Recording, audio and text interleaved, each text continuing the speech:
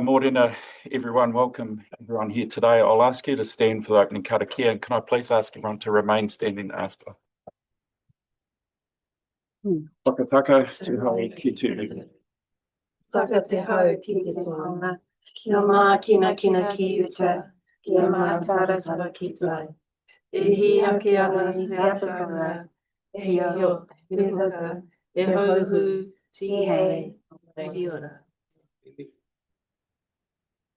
So, as everyone's aware, on the weekend we lost a leader, a champion for us of Hawke's Bay in the local government space. So could I just ask everyone to acknowledge the passing of Nigel Bickle, CEO of Hastings District Council, and we'll just remember Nigel.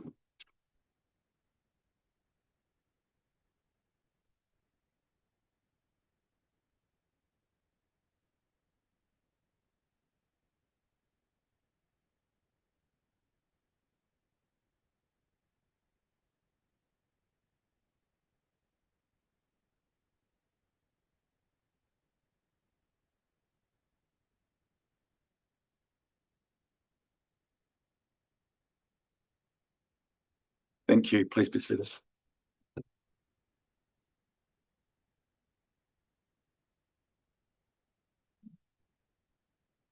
So welcome to all our guests in the gallery this morning.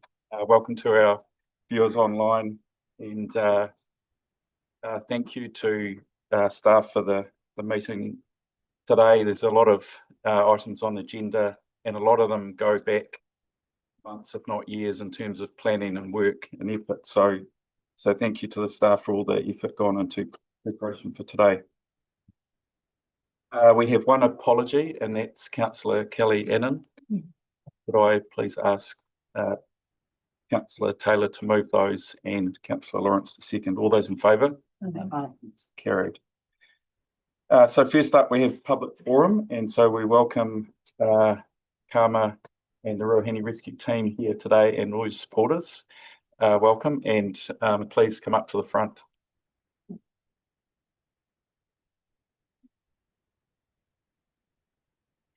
Good morning, everybody, and thank you, Will, for facilitating this meeting this morning. My name's Karma, and today I am here on behalf of the community of Central Hawke's Bay. Ruahine Animal Rescue has become a beloved organisation with this community, and that is shown to us every single day by the support that we get, especially right now, as you can see. It's a lot to come out on a freezing cold morning to get the point across, but here we are. We have been advised by council that our licence to occupy is not going to be renewed for our portion of 15 Coghlan Road. That is fine. Could you speak up? We can't hear you. Sorry. So, given that this is a community organisation funded solely by the community and local businesses, we felt the first most important step was to gather the community together and ask them what they would like us to do with their animal welfare services in the district. So that's what we did, and their voices were pretty clear. They weren't happy about the decision, given the history. I won't go through the history. I assume that you're all aware of the history of the piece of land there for animal welfare services. And some of these folk remember that in their real time. A lot of people came together and funded that spot and were satisfied with the animal welfare services until SPCA left, opening up the gap for us to fill it in, which we are happy to do. So their decision was for us to ultimately be able to purchase a private piece of land and continue operations without ever having the worry of a landlord removing the land. Those options came in a couple of different forms, and we've settled on ideally a building that we could move into and start renovating for purpose would be ideal, but if we can grab a piece of land and work with that, then we'll do that too. But I stand here before you all today because the community has asked me to ask you guys for an extension on our eviction date. We are responsible when it comes to animal welfare, and we want to continue that, and we feel that extra time to get us to be able to move safely and responsibly to a new facility is the decent thing to do in this situation. We don't feel that we can do that in this space that we're given. We give until the 13th of December, in case you aren't aware. And it's a big operation. It's a lot of responsibility. It's lives. They might be very little ones, but lives nonetheless. So we need to do it properly. We need to do it carefully, and we want to do it in a way that we can set ourselves up for success moving forward, not lots of little bits of moving here and there. But in order to do that, we will need a little bit of extra time. We've created this lovely infographic there for you. If you've got any questions about statistics or what we do and why we do it, it's all there in lovely picture form for you as well. So I don't actually need my whole 5 minutes to stand here and say, can we please have a little bit longer? Essentially, that's what I'm doing, but I'm open to any questions if anybody would like to know anything else. But as you said, well, you've got a busy agenda, so I'm happy to make space. And I thank you. Absolutely will allow questions. So, yeah, Councillor Lawrence. Your infographic. Firstly, I've been a long time supporter, and my name's actually on the draw from a long time ago. Just got a question regarding your impact, and you say that there's a $92,000 to $127,000 estimated annual savings to ratepayers. Can you kind of clarify where that comes from? Yeah. So I'm happy to go into tinier details outside of the meeting, but just as a general overview, I can straight off the bat, the 90 dogs that we've taken into our care are 90 dogs that the council has not had to, or the ratepayer has not to rehome, DCX, euthanise, whatever. And all the volunteer hours prior to us also being established as Rohini Animal Rescue, a lot of our volunteers stayed from the SPCA, covered all the council for long weekends, other public holidays, whenever they were short-staffed. A lot of cleaning and feeding happened there as well. But again, happy to go into more detail if you would like to. Outside of the meeting, I can provide that for you. Any other questions? Councillor Moynihan. Yes, thank you. So can you just tell me what extension period would you be looking at? So that's a bit of time, because it's 5 months before the lease expires, and what are you sort of hoping? The community asked for 12 months.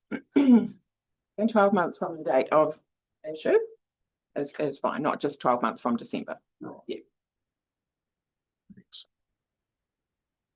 Councillor Byrne. Through you, so how are we going progressing towards that a new site?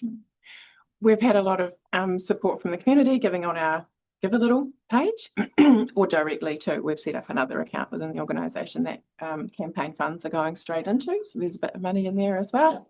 Some of our volunteers have offered to put a significant amount of money forward if we can focus it onto a property or something that we can find that suitable. But I think last time I looked, we were over $6,500 into our Give a Little already, and it's only been a couple of weeks.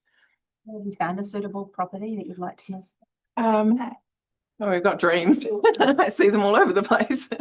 But in particular, there is a place on Takapā Road, the old garden centre, that we feel is almost doable. It offers over $399, and it's a building we can move into and work with virtually immediately. Councillor Choke. Say if the dream does come true and you grab that premises, do you have a budget for operational costs?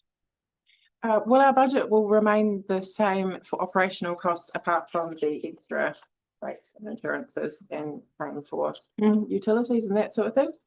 And our budget will be dictated always by the number of animals which we responsibly monitor in accordance to that budget. But yeah, currently total expenses since we've started, $146,000. 3 years in December.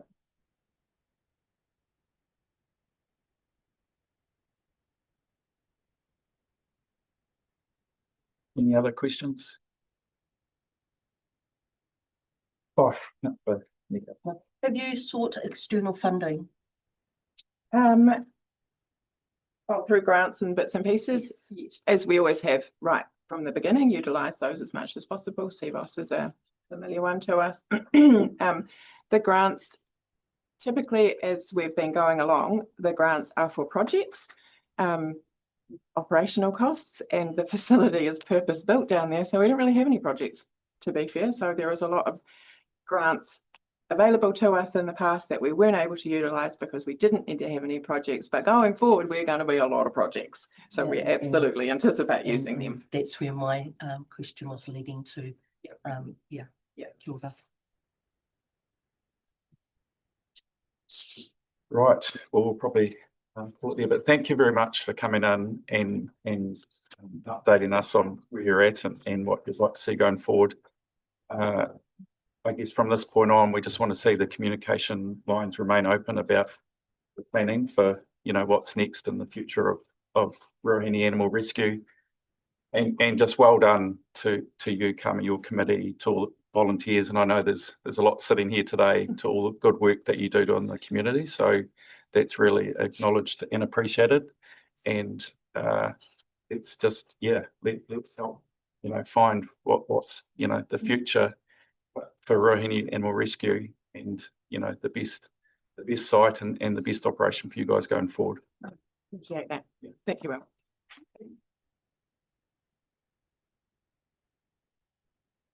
Right, you're welcome to stay, you're welcome to Thank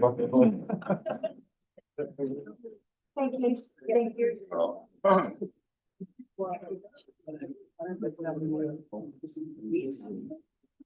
Due process them. That's why everyone's walking out. Could I talk? Sorry about that. We're trying to go slow quietly. No, you're right. Any declarations of conflicts of interest today? Right on. Okay, so first up, confirmation of, and we have 3 minutes. 5th of June, 1st of July, and 16th. Do we need to? 3 3 minutes to pass. reports of minutes. I'm not sure if we have to do them one by one, but we can accept them all at once. So any amendments or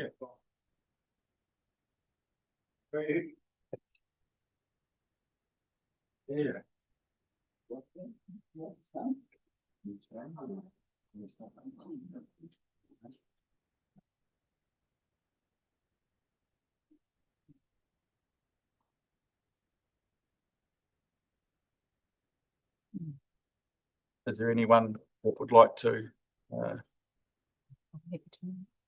Councillor Burns happy to move. Or is that all 3, Councillor? Happy to second. Councillor Nepi up to second. All those in favour? Aye. Against? Carried. Thank you. So the first decision report, resolution monitoring report, and Mr. McLeod is going to let us out with that, page 32.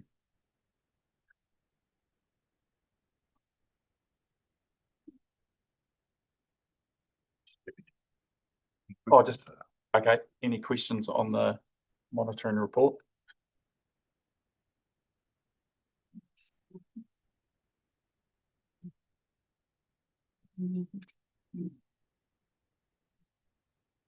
Councillor Burns. On the Porere water supply, what are the timeframes? I just had to catch up to get there. But, yeah, so how long are we thinking that this process will take?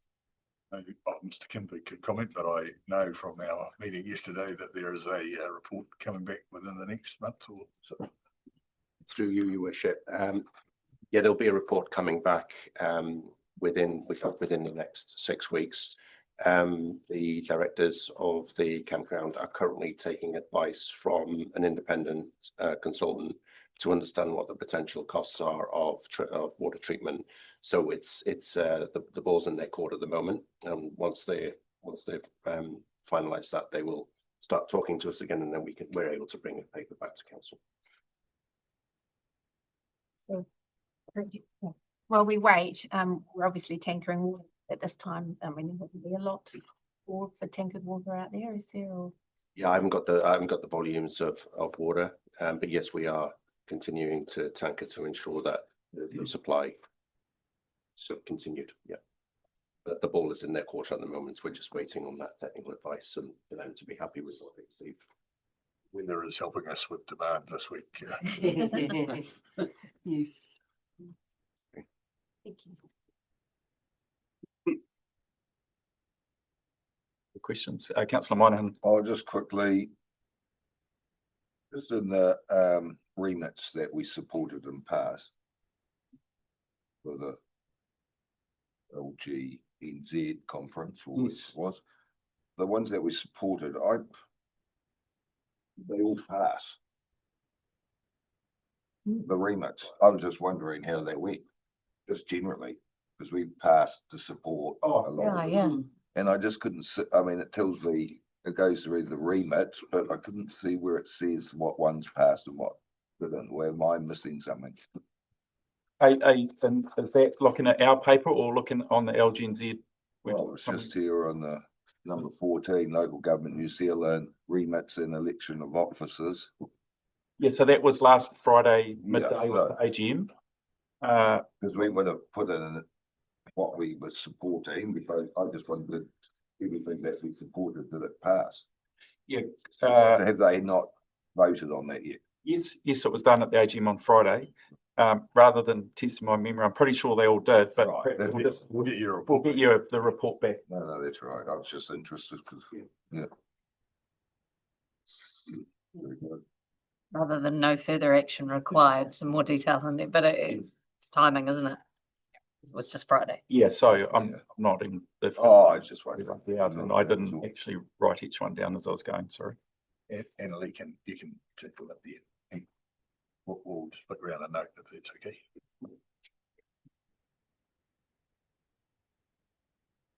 Any other questions?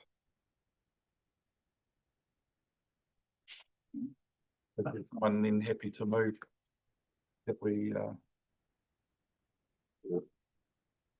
resolution. Even note the resolutions monitoring report. Someone happy that receive and note that report, Deputy Mayor Greer and seconder Councillor Moynihan. All those in favour? Aye. Against? Carried. So now we're on to the first decision item. Plan change 1, page 43, and Ms. Anstey. Morena koutou. Well, so this decision today, the purpose of this report is to bring you the hearing panel decisions on Plan Change 1, the decisions on submissions. So just to recap, Plan Change 1 has got 2 discrete components. The first being some slight amendments to the renewable energy chapter. Currently, the district plan has a limit of 20 kilowatts for renewable energy proposals, and that's sort of overly restrictive. So we're trying to open, the proposal is to open that up to 200 kilowatts if you're to power your own site. That's the first component. The second is the Waipak South development area. So as you're aware, there's 70 odd hectares of zoned residential zoned land around the hospital site that we've developed a structure plan for. The structure plan sets out the roading connections, the locations for stormwater management. One of the key aims is to get better connectivity across town in that part. So that's what the structure plan does with the roading layout. So yeah, the process for plan changes, I brought the first council report to you back late February to notify it for submissions. It was notified, we had 15 submissions come in. So 15 submissions on the Waipak South development area chapter and 11 on the renewable energy. There was none in support of the renewable energy chapter. Some of the submissions suggested some changes. So when they were within scope, we were able to, and the next process is we appoint a hearing panel. So we had Commissioner Robert Schofield and then our RMA trained commissioners, councillors Pip and Byrne and Taylor sat on the panel. We had 3 people come to speak, and after that they deliberated and I prepared a section 42 report. So I also went through all the submissions point by point and made changes where it was possible and where it was suitable to do so. So the decision report confirms the approach we want to take on all the submissions. It has suggested some other minor tweaks. It's also suggested that we separate out the decisions on the 2 separate parts of the plan change. Just in the light of there are appeals, it's not going to slow up making the other part operative. So the next step is after today, if the recommendations are adopted, we do another public notice. We notify all the submitters of the decisions that have been made, and then there's like a 30-day appeal period to the Environment Court. Yeah, you'll be notified if we get any appeals, but all going well, I'll come back with another paper on the 1st of October. When that time frame is up. And then after that, we do another public notice and then it's operative. So I'm happy to take any questions. Thank you. Councillor Moynihan. Yes, thank you.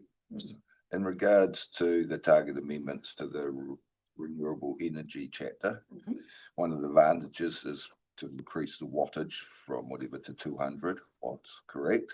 Was there any other advantages as well? I mean, like, will the consent process will be easier to do or anything like that? Or was that the main area of concern?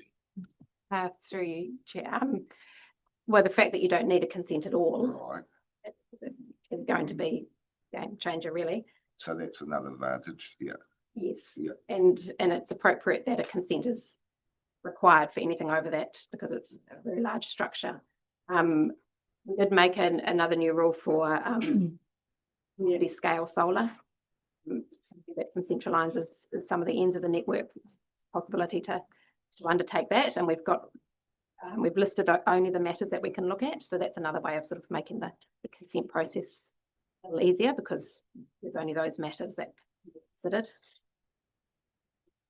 It seems to be the right balance. But previous for this change, you had to get a consent for solar panel, Anything over 20 kilowatt. any 20. So now you don't need to. Um, Up to up to 200 kilowatt, which is, yeah. so that means you'd be saving on compliance costs. That's what I'm hearing now. New change, but you don't need a consent for it.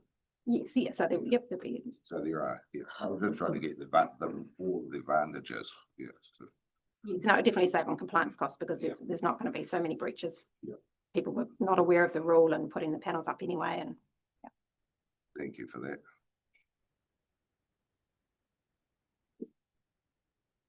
The 200 upper limit, so we didn't start with that, but that came in. How does that compare to around the rest of the country? Is that on a line up or? yes, yeah, there's all different. Some I think Queenstown was 150 square meters. Like there's people who have approached it in a different way. Yeah, we thought 200 kilowatts is pretty generous, really, to be honest. Yeah. And it looked like all the submitters actually supported it. Yes. Right. Yes. Yeah. And I looked back at the consents that, or the activity that's happening in our district at the moment around people putting solar on farms and things, and it's a generous limit. Councillor Taylor. Just a clarification that as the two commissioners, we've now taken those hats off. We now have councillor hats on and we're able to vote and discuss on this. Just double checking that. I think that's correct. Yeah, cool. Thank you. I don't have a question. I just want.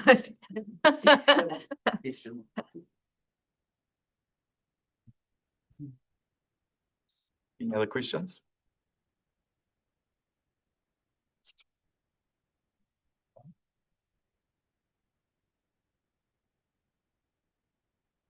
Everyone's happy with the recommendations, or we'll test it.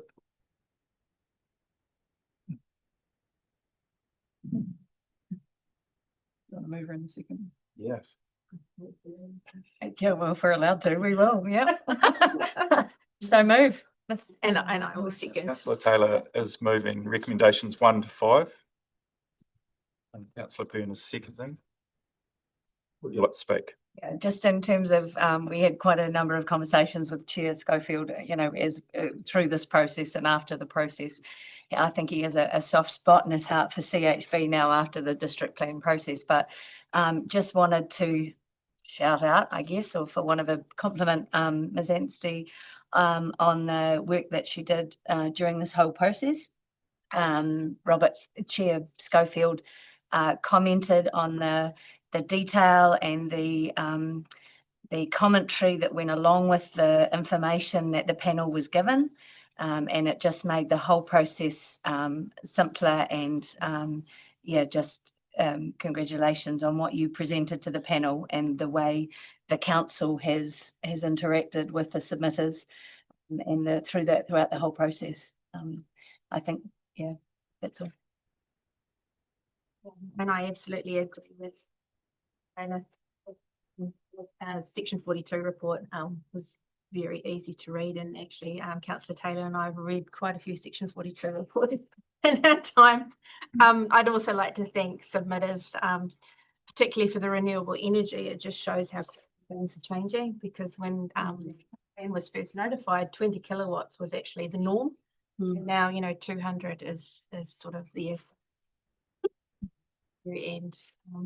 That's great to see that we've got an operational district plan, and we're also implementing plan changes. So thank you.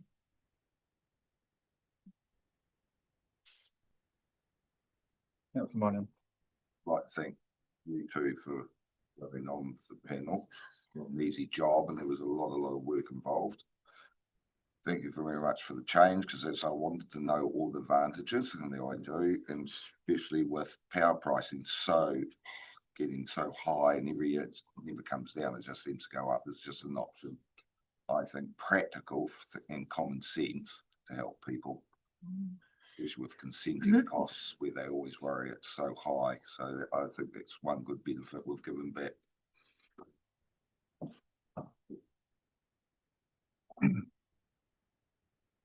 Well, yeah, I agree with all the comments, and well done to everyone involved that's put the work into this. And as Councillor Moynihan said, there's lots of benefits here, and we got lots of feedback from our community, and as the panel did with the submitters around the changes here, and they are all of benefit to the latest technology, to power prices, etc. And so it's great to be able to amend the district plan that addresses many of those concerns and issues out there at the moment. So once again, well done to everyone.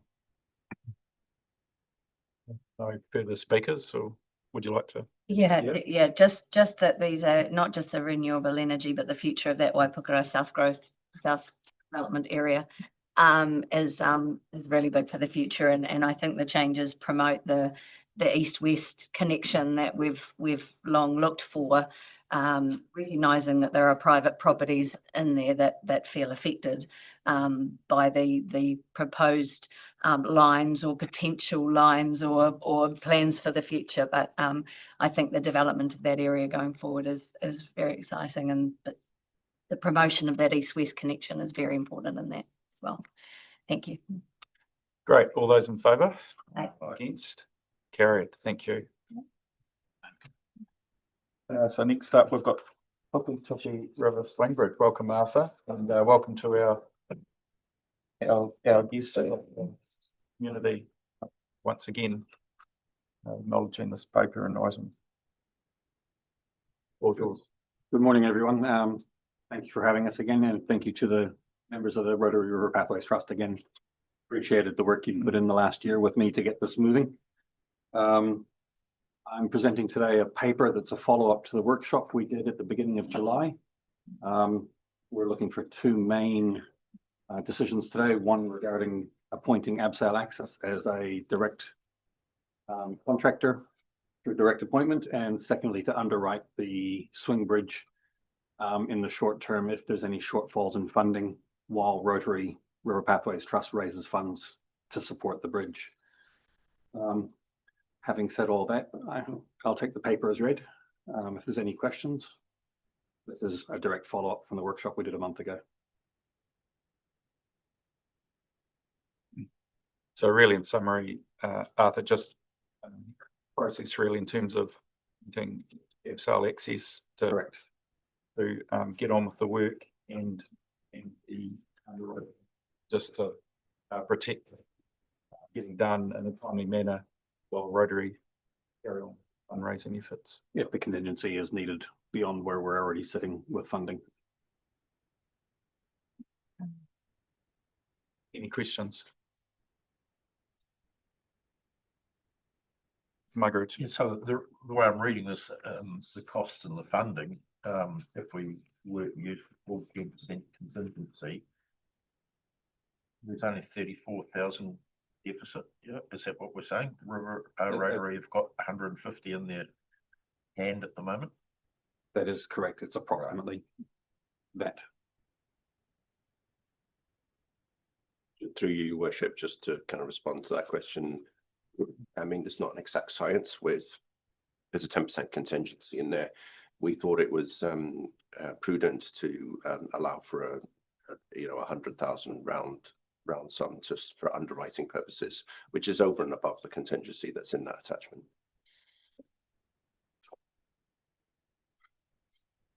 Any other questions?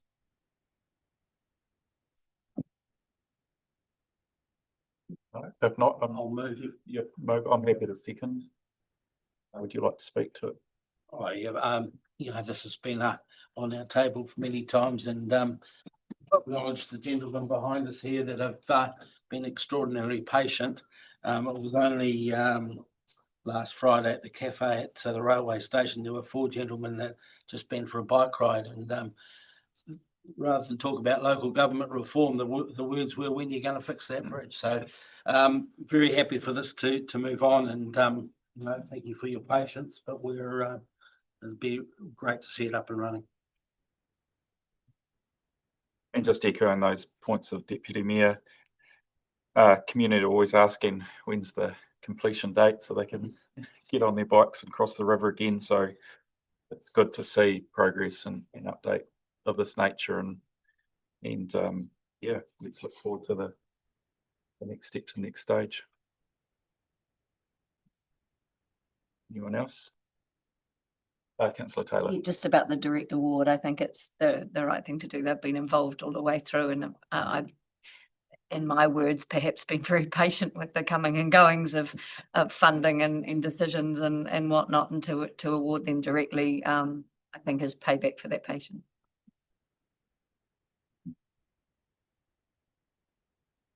No one else? So all those in favour?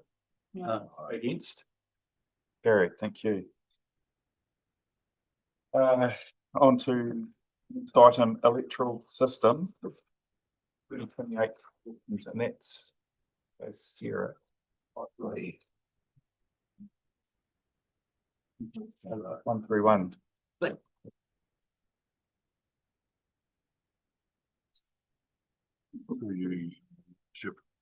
This is a paper that is required to be passed ahead of in preparation for the next election as to electoral system. You've got a choice in the Local Electoral Act.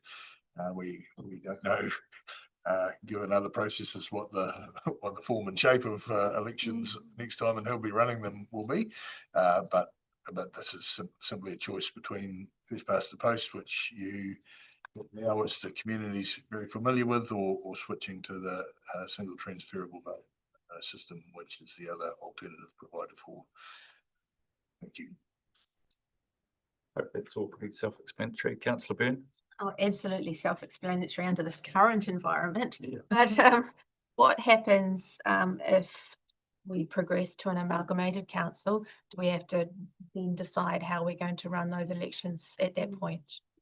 We will, and that will be part of transition arrangements that when the government addresses, as they said, they will bespoke legislation for particular Head Start proposals.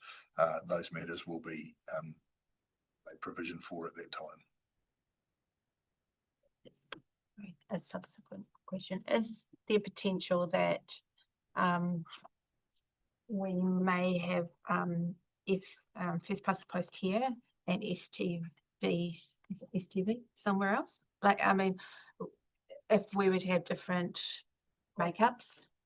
I would think not. So that, but I would imagine when the government addresses any transition arrangements through bespoke legislation and then the implementation of those transition arrangements, there will be a coherent electoral system for for if there's going to be a Hawke's Bay Council, there'll be a coherent electoral system of one system across that. There'll be obviously ward design issues and things to go through, but there'll be a coherent. My prediction is there will be a coherent electoral system. Councillor Taylor. Personally like STV, but in the nature of the situation that we're facing with the reform, I move that council has won and resolves to keep the status quo. So that you're moving that? Yeah, 1 and 2. Councillor Moynihan second. Would like to speak? That you pretty much just Councillor Moynihan. No, I just think personally, I haven't heard or seen any clear mandate demonstrated from our community for change of our current system at this stage. So that's why I just want to stay the status quo. And I just say the community, I think it's well understood from our community. They know how this works, so that's why I support it. I think based on point 11, this decision becomes meaningless if simplifying local government goes ahead. And so for that reason, I think it's prudent to probably just remain status quo, as Councillor Taylor pointed out. If anyone would like to speak in opposition, speak now. Otherwise,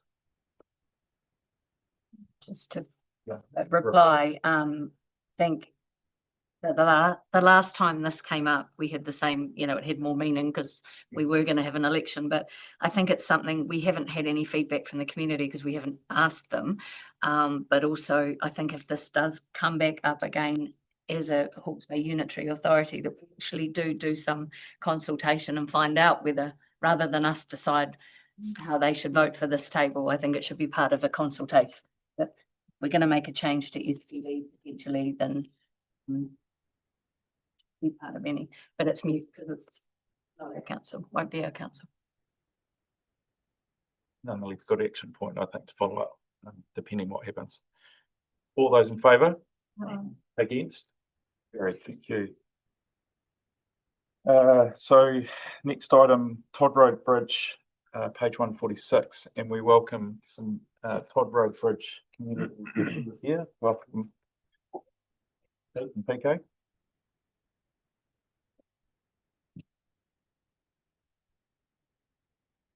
Morning, councillors. So the report in front of you seeks a decision on the long-term future of the damaged Todd Road Bridge, the preferred access solution for the affected community following Cyclone Gabrielle. The recommendation before you is intended to balance the access, resilience, affordability, and strategic asset management, the solution for structure. Obviously, we're all aware the bridge was significantly damaged during Cyclone Gabrielle and remains closed. Officers have completed a review of the various options available to us. Many things have been considered, including engineering requirements, network impacts, cost, economic viability, stakeholder feedback, of course, feedback with this table itself. And all of that has been completed in the context of the wider recovery program and, of course, NZTA's recovery funding. In the paper, 2 options have been presented. So option 1 is to demolish Todd Road Bridge and seal Evan Road. That option retains access to the properties via Evan Road. It does remove the ongoing maintenance requirement, future renewal costs, and of course risk and liability associated with owning a bridge asset. Our position is it delivers the best whole of life cost to council.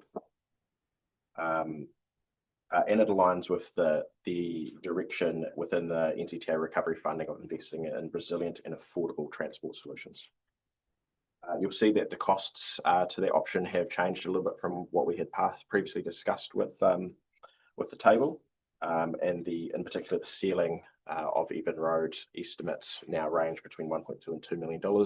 That's just still an early estimate, but it's just for us advancing and actually doing some sort of detailed estimation instead of what we had presented previously. The bridge demolition cost remains at approximately $400,000. This option has an estimated total cost of between 1.6 and 2.4 million. Option 2, that is listed in the paper, is essentially to construct a replacement bridge. Again, that option has been discussed previously. An estimated cost of between $4 and $5 million. Does create ongoing maintenance and future renewal obligation for council, and given the cost is obviously less cost effective than option 1, they are recommended that too. Just reiterating in closing that this recommendation, this decision is about securing access for community in a way that is resilient, affordable and sustainable over the long term. It allows us to continue the recovery journey from Cyclone Gabrielle while making prudent use of the available funding and reducing future costs and liabilities for our ratepayers. Other than that, we'll take the paper as read and happy to answer any questions. Thanks, Ben. Questions? Councillor Newcastle. With the demolition of Todd Bridge, what happens to the material? And is there, if some of the material is able to be used again, can it be used again in other projects? Yeah, through your worship, as part of our waste minimisation approach, concrete is crushed and is used at the landfill for access, and we don't have to pay for that in terms of carbon credits because we can use that material on site. So it is reused as much of it as possible. Sometimes you do get the steel tangled up in the concrete, and some of that has to go into a hole. But we do intend to use as much as we can to use it elsewhere. Deputy.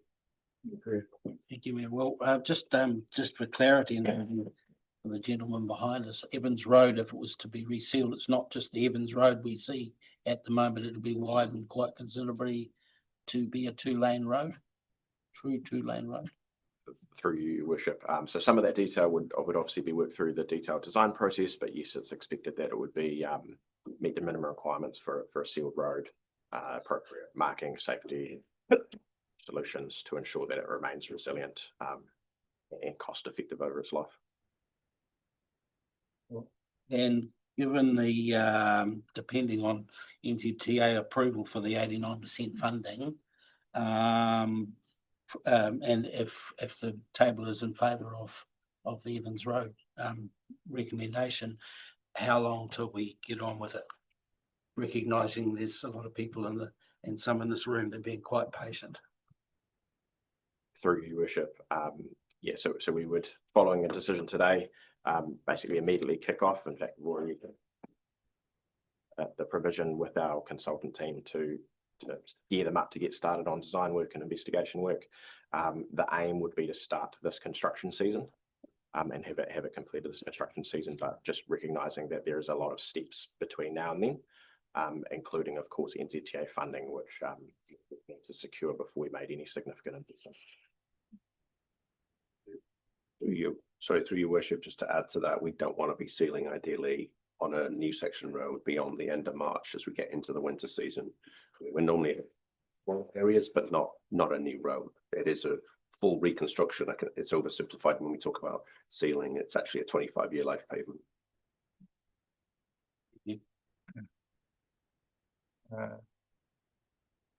Councillor Taylor, I think mine might be on the list, but yeah, you go. Yeah, just community impacts. It's only point 25 and 26 that talk about the feedback from the local community. I'm assuming, given the absence of a petition or public forum, that is the local community are alongside the demolition of the bridge. Yep. Yeah, through you, your worship, we've had, if you recall, we did have our first meeting in Rotane on this topic. There was good support for the option that is the recommended option that's being presented here today. There were a number of residents who missed that opportunity. We then met with those residents with Councillor Greer and the Mayor and Mr. Mugridge, Councillor Mugridge, and had another conversation. And my understanding is that there's general acceptance that this is an appropriate solution for the community. Through you, Worship, if I could add to that. So following said meetings, there has been a social pinpoint website where community were able to provide feedback. We shared that again with those people that missed the earlier meetings. We received very limited feedback and none of consequence in respect of this decision. Just more around some of the detail. Thank you. Councillor Muggeridge. Thank you, Your Worship. So point 15 sort of says that this will be completed with a fire rate of 89%. Is that not right? Have we not had any guarantee from NZTA? Through you, Your Worship. So NZTA, we've been in discussion with them. They have provided verbal in principle agreement to this option, noting that, of course, the bridge replacement option cost a lot more, but actually attracted a positive BCR. They're in favour of this as an asset management approach in terms of reducing that future liability, but it is still subject to formal approval from them. So a piece of paper that says yes, they will support this at 89%. And the 400 is at 89%? Correct. Yeah.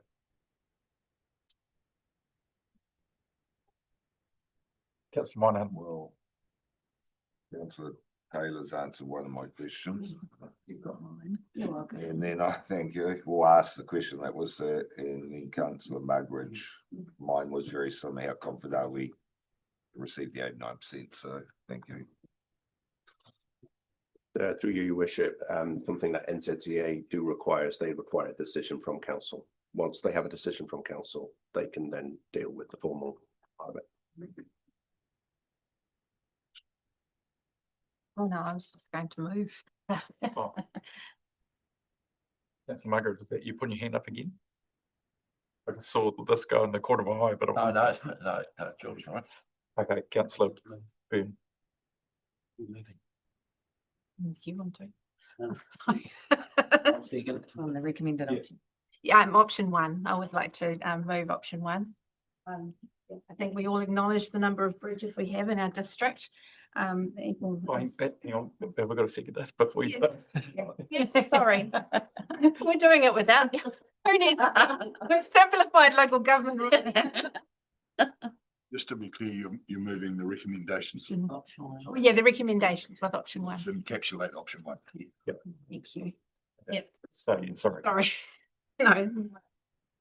I jumped into the same, but like I say, I think we all acknowledge the number of bridges we have in Central Hawke's Bay, and if there's practical ways of future proofing our limiting exposure to climate control and climate change while also securing NZTA funding to build resilience into our network, then we should grab it with both hands. It would be silly not to take it.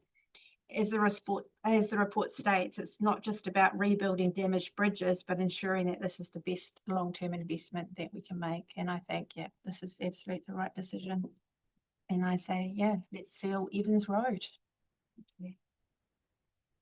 Deputy Mayor Greer. Thank you, Mayor Will. I just acknowledge the significance of getting this job done on 89% funding. Our distant neighbours in the Wairarapa had a discussion last week. They have got roads out, bridges out, and are struggling with NZTA to get anything done. So we need to box on and make sure we get that 89% funding, so it's less cost to the ratepayer. I'd also like to acknowledge gentlemen here from Todd Road community who have helped us. We had many discussions, so you've been very patient, and time's now to get on with it. Cheers.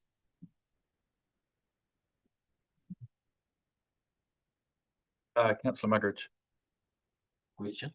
Oh. So with moving this motion, it depended on us getting the 89%? Yes, well, that's the understanding that we're basing it on. If that wasn't to occur, we'd come back to you for further direction. Would it be in there? Would you like to see it in the? We could. I think it's fine the way it is, Will, but you can add to it if you like, but that We'll come back to the this. budget wouldn't stack up without 89%. So yeah. And we're not demolishing anything until we secured the funding. Absolutely. glad we cleared that point up. Any other speakers? Well, I'll just say you're well done to everyone. Efforts sort of gone on for some time now to get to this point. And thank you to the community for your feedback. I guess thank you to, and person to my left might be around a lot of the cyclone recovery fund still have access to, as Deputy Mayor pointed out, other regions are struggling with now. And so I think we definitely need to utilise that in the time frame and as Councillor Byrne said, come up with the best decision here. So fully support the motion. If there's no other speakers, would you like to speak again? All those in favour? Aye. Against? Great, thank you. Right, I've got 10 past in the morning tea and on 9:55. Yeah, We're probably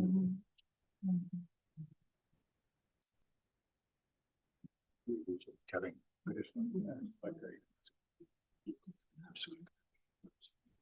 Not appropriate.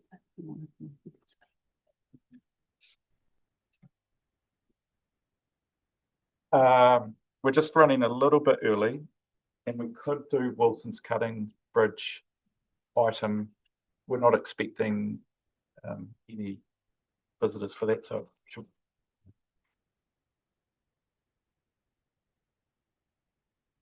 Unless anyone's got any objections, I suggest that we, just before we stop for morning tea, that we do that item.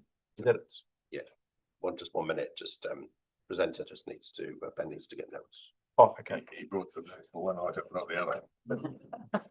You feel you get a rest? Oh, it wasn't the voice given. It was I. No.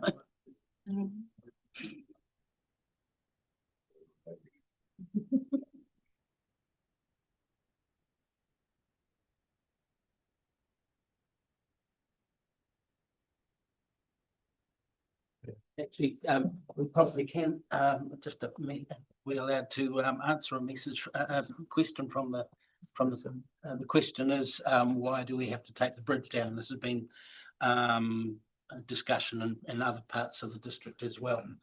So Mr. Kinvig might be able to answer that one.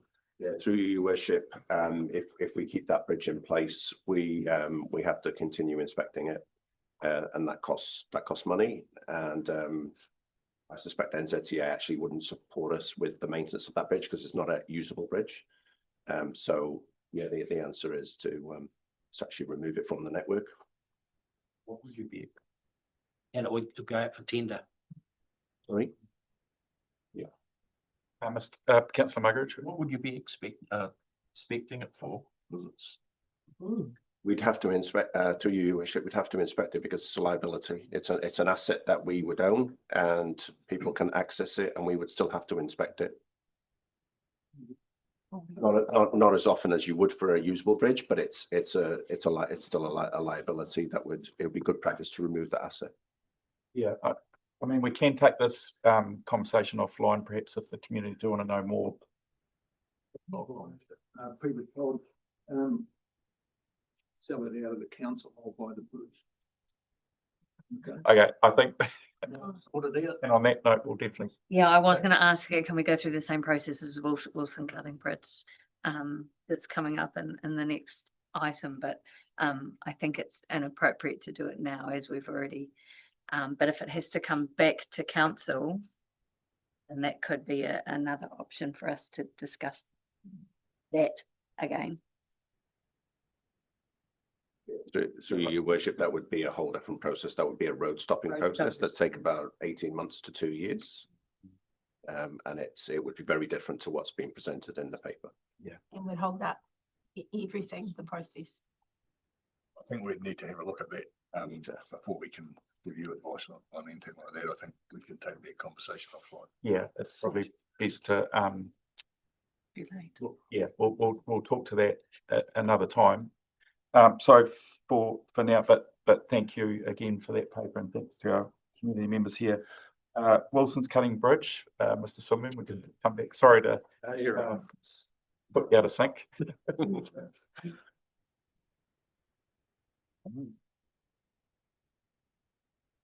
Right.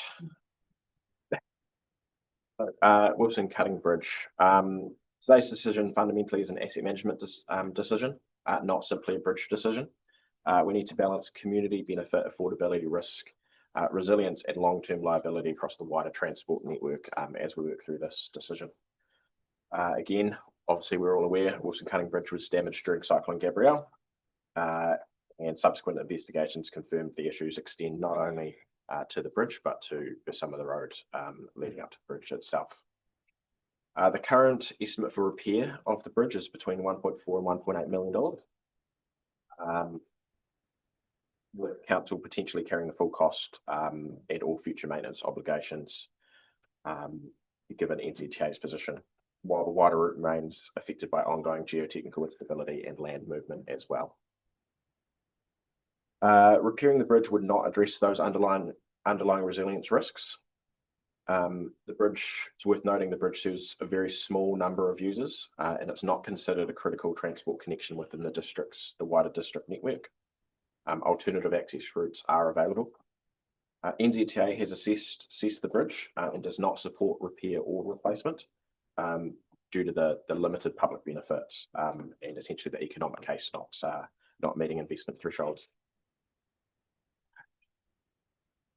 Officers have therefore looked beyond the traditional repair or replace approach and considered options that better reflect the asset's strategic importance. The road stopping option recognises that the asset may have value to the adjacent landowners while no longer providing sufficient value to the public. NZTA has supported or has indicated support for demolition or road stopping and transfer process.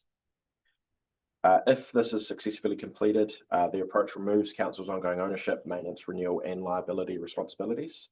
And essentially the key question today for you is whether or not it's appropriate for ratepayers to continue to fund and carry the risk of a low use asset with limited strategic value.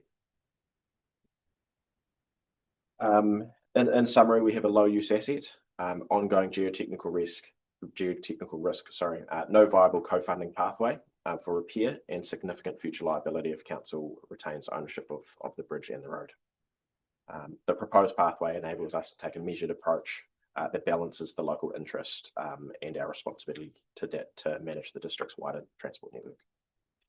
Other than that, I can take the report as read and happy to answer questions.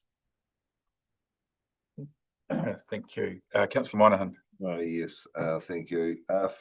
Firstly, have all affected landowners indicated support in writing for road stopping, or is there still potential for objections? Through your worship. So we've engaged with the directly affected landowners, being those that own property adjacent to the road parcel. The process of road stopping does open the conversation up to the wider community, and yes, there is a potential that other members of the community will potentially have an objection.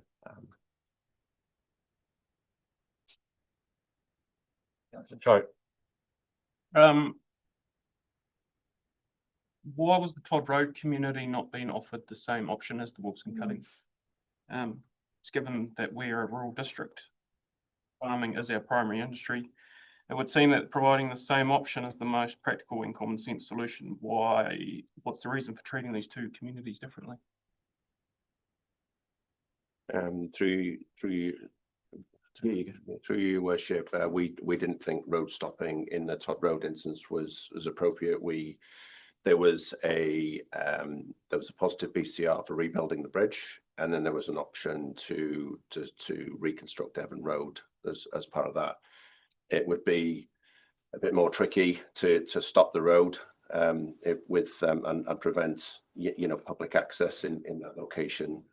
With this particular route, it's a much lower volume.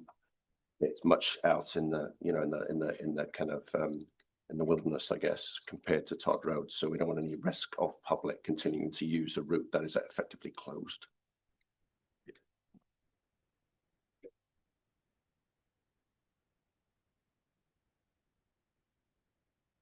Any further questions? Moynihan. Oh, just in review, can you tell me what circumstances would trigger an environment court hearing?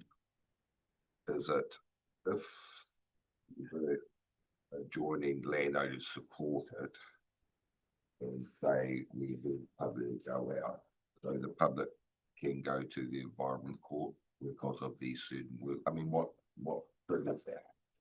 How why would they go that far?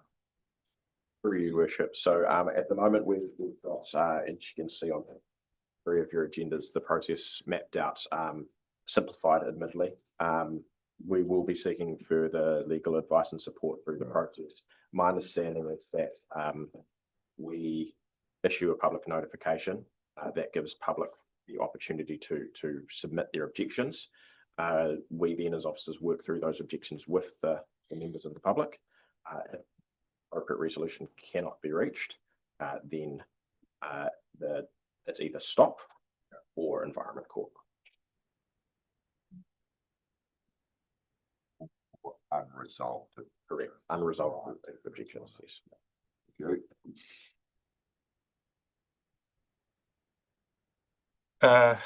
Noting that NZTA won't support any other option, I mean, do we have any other options? I mean, realistically, this is it, right? Yeah. Yourself. Through your worship, it's the scope of the option. So whether or not NZTA will support demolition of the bridge itself, that would leave us retaining ownership of the road leading up to the bridge on either side. Or this option, that's officer's recommendation is to stop the road much further away from the bridge to obviously mitigate the risk of people driving down a road and being unable to turn around, as I believe it has been experienced in this particular location, and removes that liability from council in respect of needing to maintain the road, which, as noted, is subject to quite considerable risk. To be clear to the, for those of you who haven't been up to Wilson's Cutting, it's quite a gorge. And there is an alternative route. Not only is the bridge an issue, there's probably fair to say a lot of roadside vegetation, which we're all struggling with throughout the whole region. And I'd have to say that the community that we spoke to on the visit up there were very mature in their thinking of what should happen. Thanks for that. Councillor Taylor. Sorry if I've missed this somewhere along the way, but the landowner, the graphic that you mentioned before has a do landowners wish to purchase? Yes, no at the bottom. But all the way through the report, it talks about transfer of ownership. Are we transferring ownership or selling at the other end of the process? Through your worship, conscious we're in public forum, the process sets out that the landowners must purchase the land must be valued and must be purchased. Councillor Muggeridge. Following on from that, if no one wants to purchase it, we're left with it. Have we still have to go get the bridge? Have we got liabilities there? Through you, worship, should council resolve to commence the road stopping process and we reach that point where for some reason the road stopping process does not continue, I would expect that we would come back to essentially seek a new resolution to demolish the bridge, which is the subsequent option. We just need to be work through this in a particular order. You're probably all aware we can't fetter our discretion for the objection process in the road stopping by saying we're going to take a particular course of action. That's setting out what's intended, but we still have to work through those administrative law decisions with an open mind before we get to that point.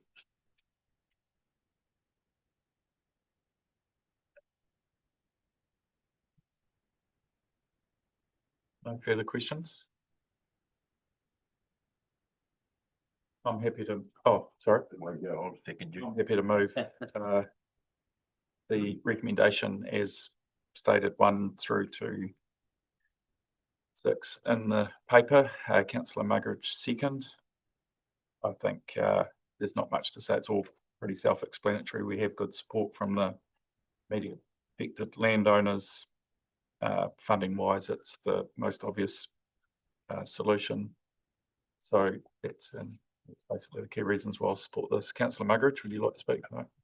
Anyone else? All those in favour? Aye. Against?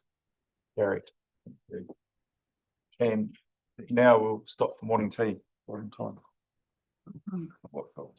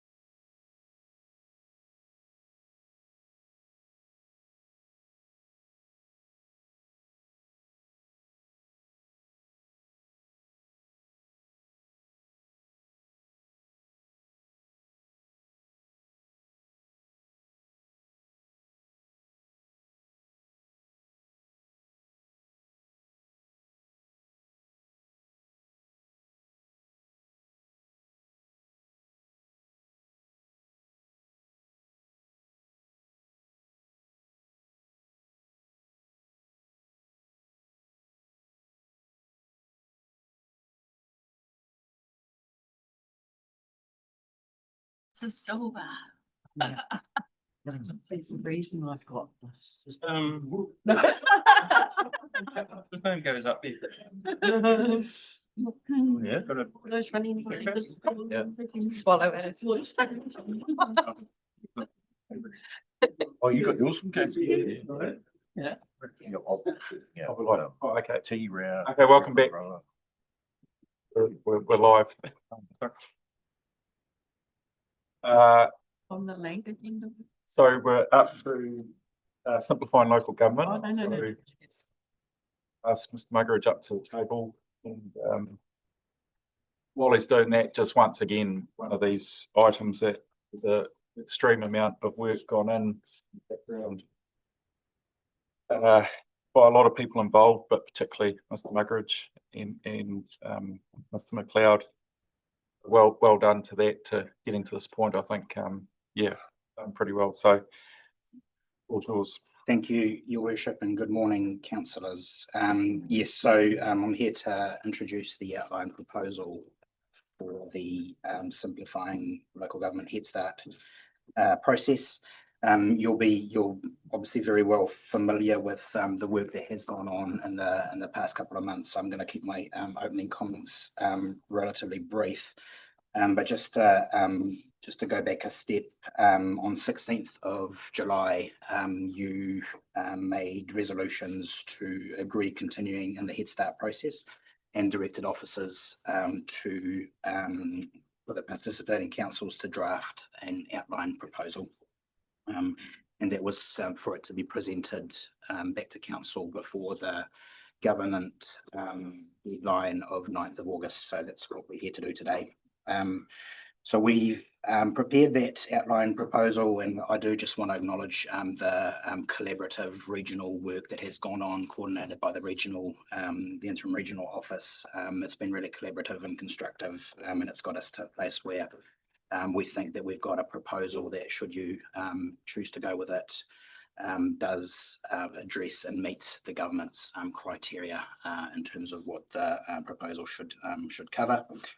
The proposal is for a single unitary authority across Central Hawke's Bay, Hastings and Napier, and it's noting that the Wairau District Council made a resolution a few weeks ago to withdraw from the Head Start process. So at a high level, the proposal is based on the following design. So a single unitary authority, which would be the governing body for the region, a regional mayor for the unitary authority, which would be elected at large, provision for a second tier of local governance with clearly defined roles and responsibilities, which would be conferred or delegated, and retention of existing relationship agreements and arrangements with whenua and iwi partners.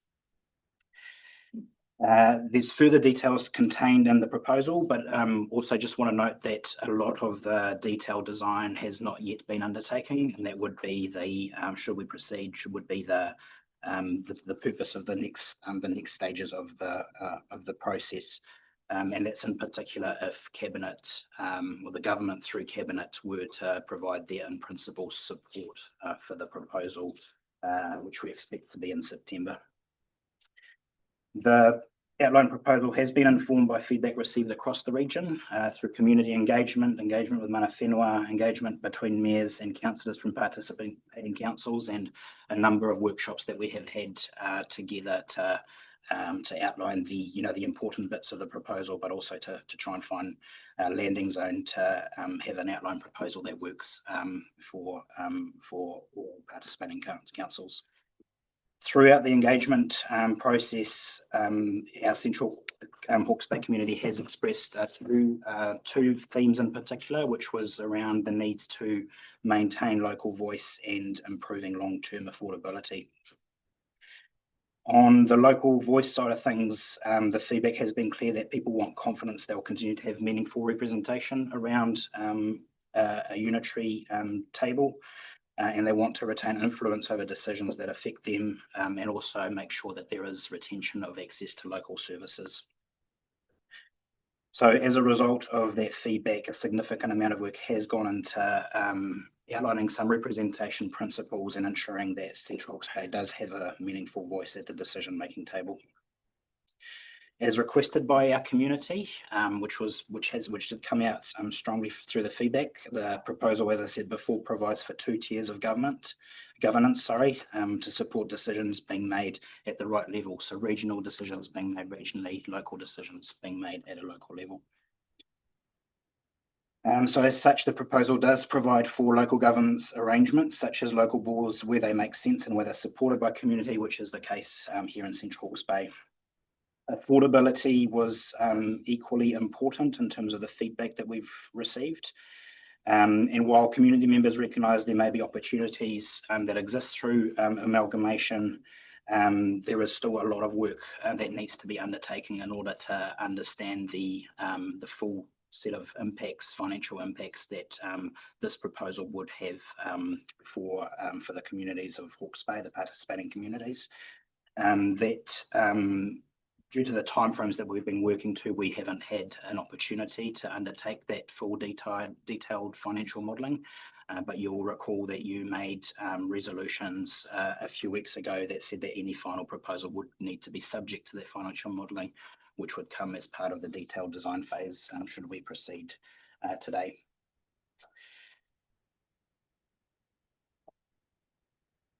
The report and the proposal itself retain a number of safeguards that councillors have previously sought, and I'll just outline one, which is conditionality around financial modelling and analysis being completed, but also that any final proposal would be conditional on full community consultation as per the requirements under the Local Government Act.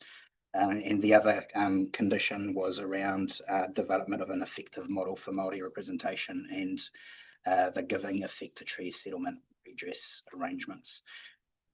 As mentioned earlier, the decision that's in front of you today is whether or not to submit that Head Start proposal to the government, and we've got until Sunday midnight to do that. The recommendation will also note that the decision is contingent on was subject to the decisions that will be made, or that have been made now by Hastings this morning, as we understand it, and Napier will be making decisions tomorrow as well.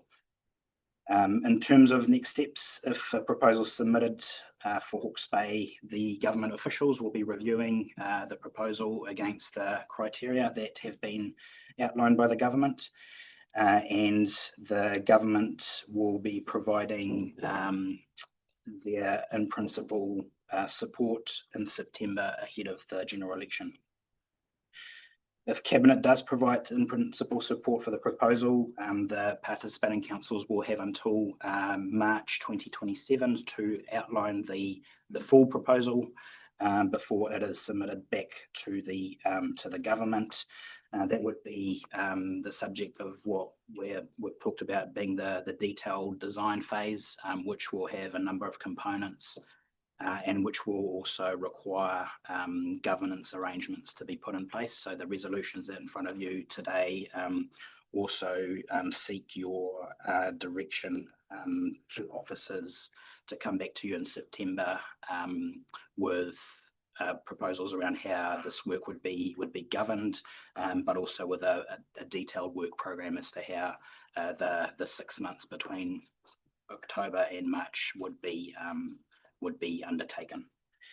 So with that, Your Worship, I will leave it there, and I'm happy to take questions. Thank you. It's a good summary of all that's gone on. Questions from the floor? Councillor Taylor. Yeah, through you, Your Worship. Just one about Principle 6 on page 156, the representation arrangements. Do you think Waipukaro and Waipawa, which is neither rural nor coastal, is covered in any potential arrangement? Through you, Your Worship, Waipukaro and Waipawa will be covered by representation arrangements. Again, that will be the subject of the detailed design phase, which will include the makeup and the representation in different wards. You know, we believe that we've got a model that works quite well at the moment from a representation perspective in terms of the ward that we currently have. So we'd expect that would be the sort of information we would take into the detailed design phase to make sure that our urban communities have representation as part of the final proposal. Thank you. Councillor Byrne. For you, when will we know the full cost of the transition and who will pay? And what budget has been set aside for the next steps in this process? So through your worship, we do have some more work to do on costings, and I think there's two phases. The second phase is the full transition. If this proposal is supported by government in principle, and then if we get through the transition phase and it's decided to go ahead, then and there's bespoke legislation, then obviously after that there'll be quite a big phase of transition of bringing the four organisations together into one. And at this stage in time for the 2028 election, that will be a multi-year, quite big phase with a multi-million-dollar budget that will need to be scoped, and we are seeking. We'll be seeking as part of our proposal government assistance with some of that work. So I can't give a definitive answer on how much, but that will be quite a big piece of work. The next steps phase is to get us through to that point of decision at some stage, probably in the first half of 2027. That will be, again, needs a program developed. Is likely to be quite a lot of staff time and support from the regional office, but there may be some costs around financial. We will bring back a program for that as soon as possible. We do have budget within the council budget for next year for regional coordination work alongside at least two of the other councils and potentially another one as well. So we are hoping that the budget provision already will cover a substantial portion of the next steps of work required in this financial year. But we will bring you back a program as soon as we can to sort of quantify that. All right. Thank you. So you've talked about multiple millions. If it doesn't make sense for Central Hawke's Bay, but it may make sense for other councils within our grouping, is there the potential for, we've talked about off-ramps previously, I see they're now called gateways, but is there potential for us to get out, or will we continue? Will the government say, well, actually there's always going to be losers in any scenario and you must come along anyway? I think there's a couple of parts to that question. I think the first one is we've been quite clear that there is an off-ramp before we get to the point of putting in a final proposal, because we will be doing community consultation. That will be informed by some of that financial modelling that we've talked about. And through that community consultation, if we get a strong signal from the community that they don't think it's in Central Hawke's Bay's interest to be part of the Head Start proposal, then the council has an ability to at that time before a final proposal submitted, before final decision, that we're all charging ahead. So I think that's the principal off-ramp point. That does not obviate though from the fact that if you're not in Head Start, you're likely to be in backstop. So there is still the government's stated policy intention that for those councils that are not in Head Start, they will, after the 2028 election, have some form of process to look at local government, simplifying local government that will be led by central government rather than led by councils. So there is, we don't know. This is all, hypotheticals into the future, but if we were to opt out of Head Start, and there was still a Head Start proposal for Hawke's Bay, one of the alternative hypotheses is that we would be added back into that, or there would be some other solution through their backstop proposal. So there is an off-ramp. There is still the backstop process if you were to elect to go down that off-ramp. I've got a follow-up to councillor Burns' questions, which would be obviously during the initial phase post this August 9th proposal going in, will be working out a lot of the costs, but some of those costs will be around modelling and going forward. And so I expect out of that will be generated for sure transitions costs to set up, but also the benefit costs going forward for however many years it looks out towards. Through your worship, I can't preempt all of the details that will go into that sort of this next phase around detailed design, but I would expect that, as you've outlined, when we come back to you in September, as per the resolutions, there we would have an idea of a detailed work program and also some costings associated with those different phases of the work program. That would be my expectations at this stage. I think there's also quite just in addition to Mr. McLeod's points earlier, I think there's probably a few lessons that we can and have learnt from the transition in terms of the Three Waters conversation, and so we'll want to make sure that we go back and take on board the positives that it comes out of that transition, but also learn from the things that didn't necessarily work as well as could have for that transition, and factor all of that in to make sure that when we come back to you, you have got confidence of a program of work that will be as costed as possible, but also will deliver on the next stage of this process to get us to a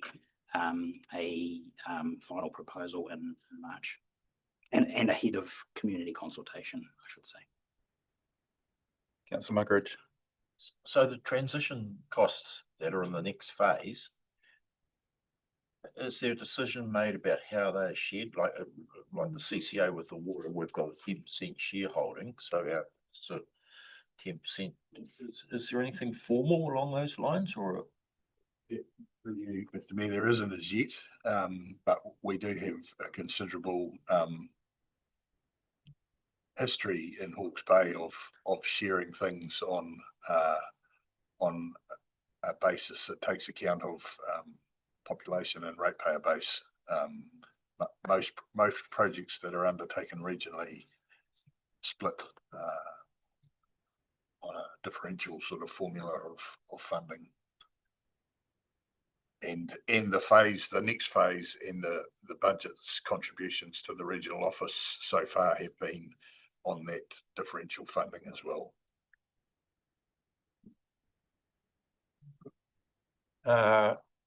Taylor and then Councillor Moynihan. Yeah, I haven't formulated the question yet, but that's one of the things that concerns me, and that this council has always operated on the theory of being at the table. And what I don't want to happen is for us to opt into Head Start, to be part of the process, a process that we're helping to pay for, whether it's differential or however it's worked out, for backstop people to be thrown into the mix and we've done all the work, paid for it.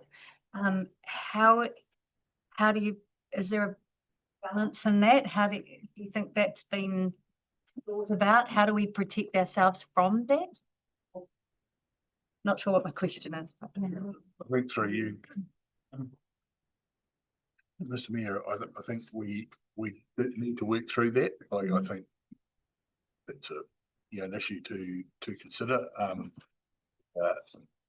The work that was done when there were 4 territorial authorities involved,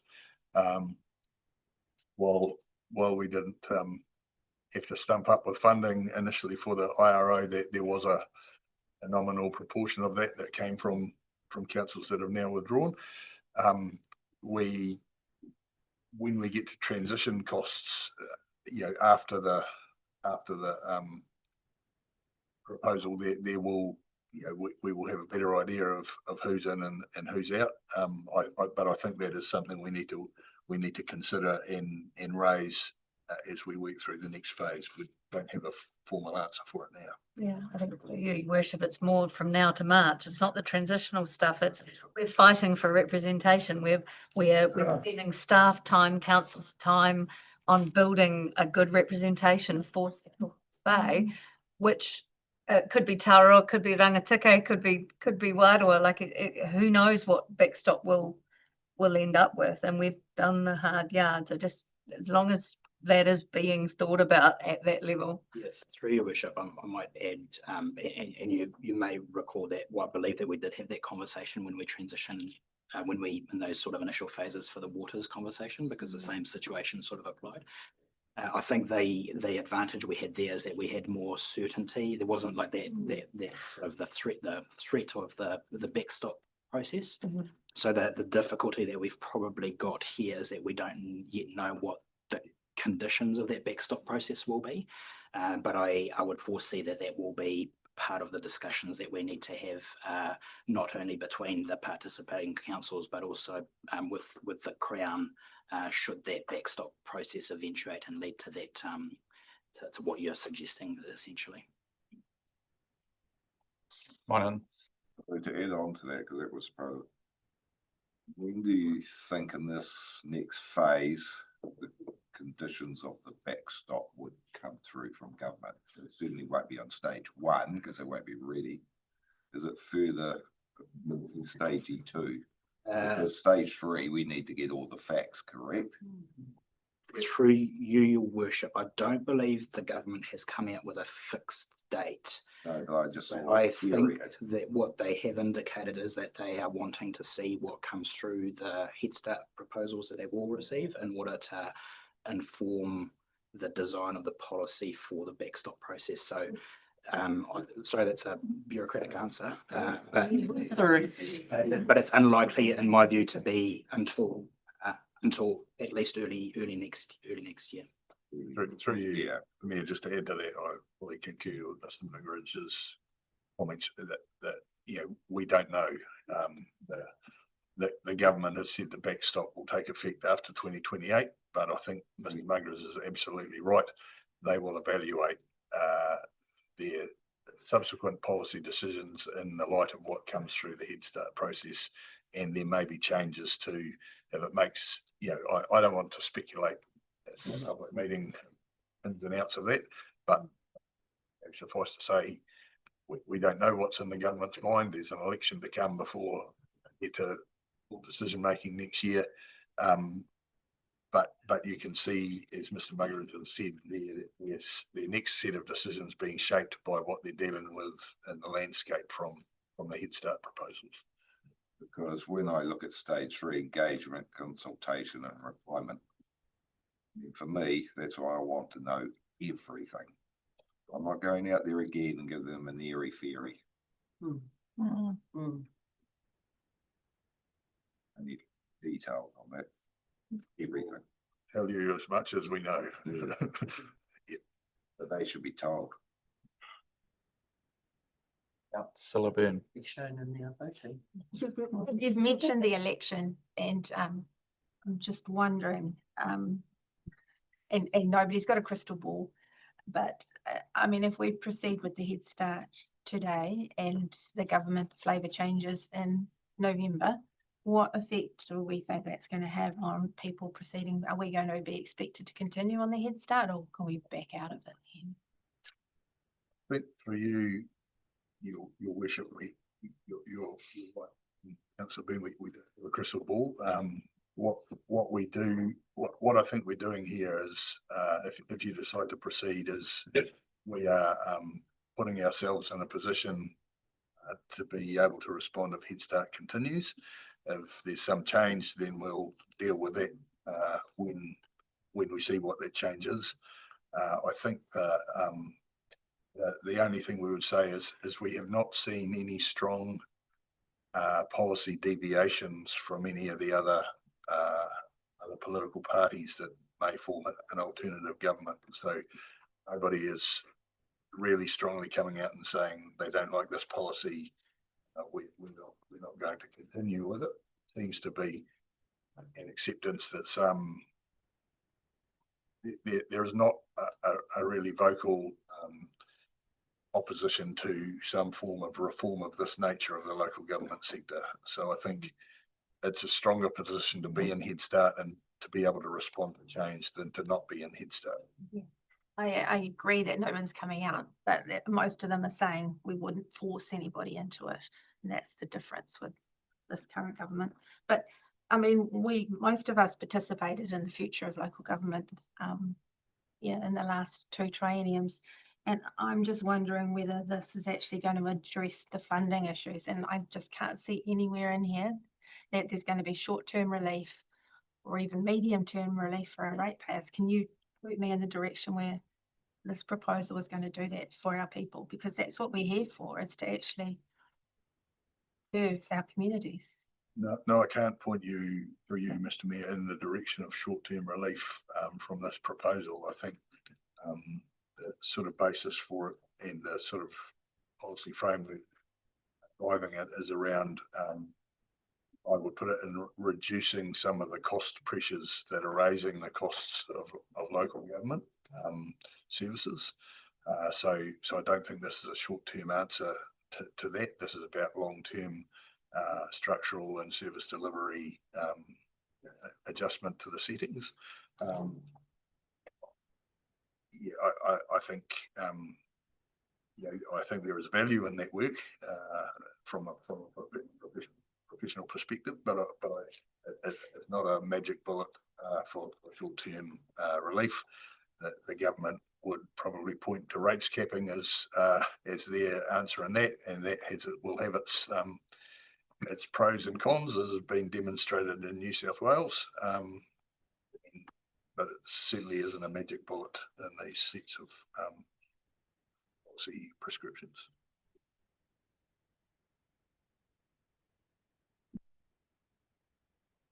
Any other questions? Margaret. So the reason we sit around here is to get the best deal for CHB ratepayer.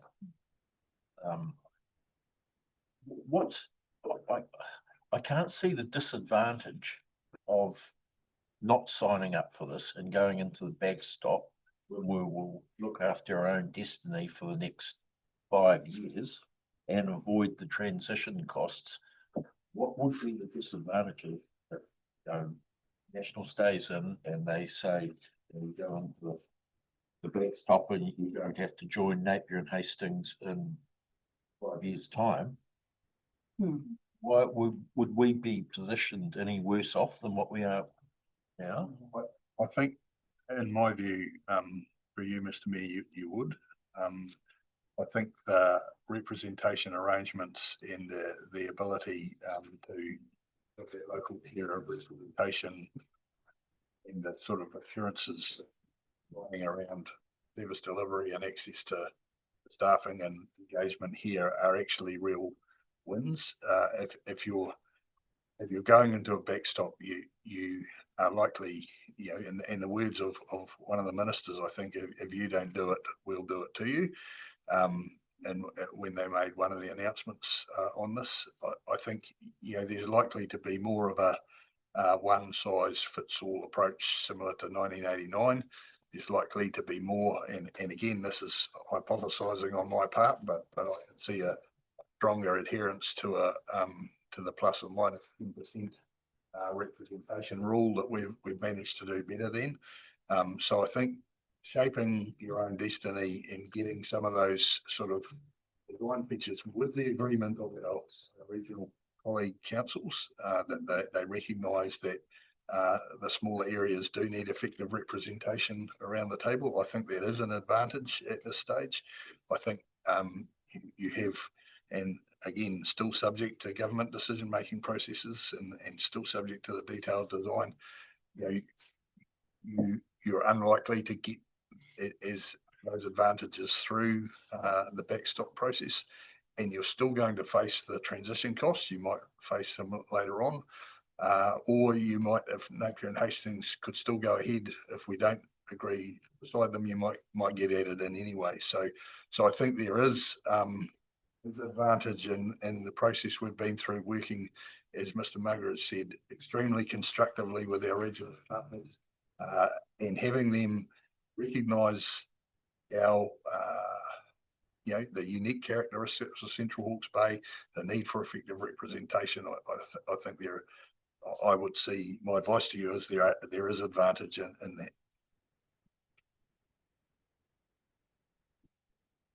So Taylor, Is there opportunity in this, like with the Three Waters, the Water CCO, where a district in Hawke's Bay did not take part in that, and there is provision for them to come in later? Is there any way we can add to this process an actual thing where if somebody comes into what we have designed, that they actually do retrospectively pay for that design? Or some format of those words? I think through you, I think that is a discussion we can have in the next phase. I think that will also take some government, some discussion with government as we're developing the next phase of what report, but we can certainly take that forward as an issue that you're wishing to have addressed in the next phase. Because any representation we get for us is going to help whoever else comes in, so. But yeah.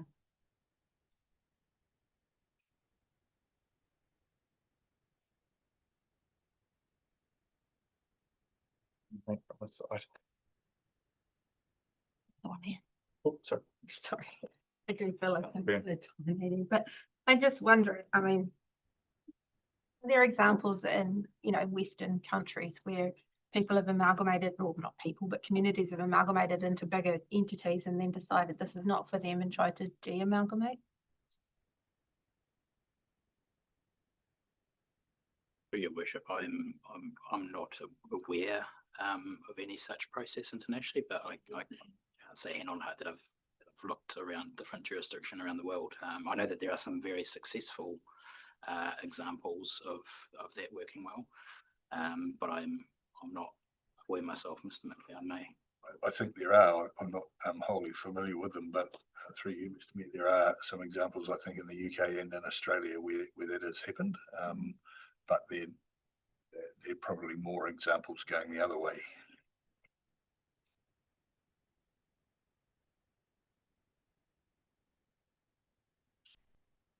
Any more questions or queries around the document that's before you? Someone in. First, back to stage one, discovery, current stage assessment. I get the establishment program foundations gets that. Understanding the current state, does that mean looking at long-term plans for everyone? Is that what it's telling me here in detail? Through your worship, yes, the conversation around the long-term plan will need to be formed part of this, especially as we're working concurrently in terms of these two processes while preparing our own long-term plans. But they will need to feed into the next phase of the process. And identifying key dependencies. I'm just trying to think it's lovely words, but I'm just delving a little bit in. If the top of my head, some of the sort of dependencies that we can start to think of are, the transition of the water entity, what is happening in the broader context that will have an impact in terms of the detailed design of this next phase. Regional spatial planning, changes to the planning system, all the bits, all the different accounts we have to land transport programs. Which is going to be quite a heavy workload in detail.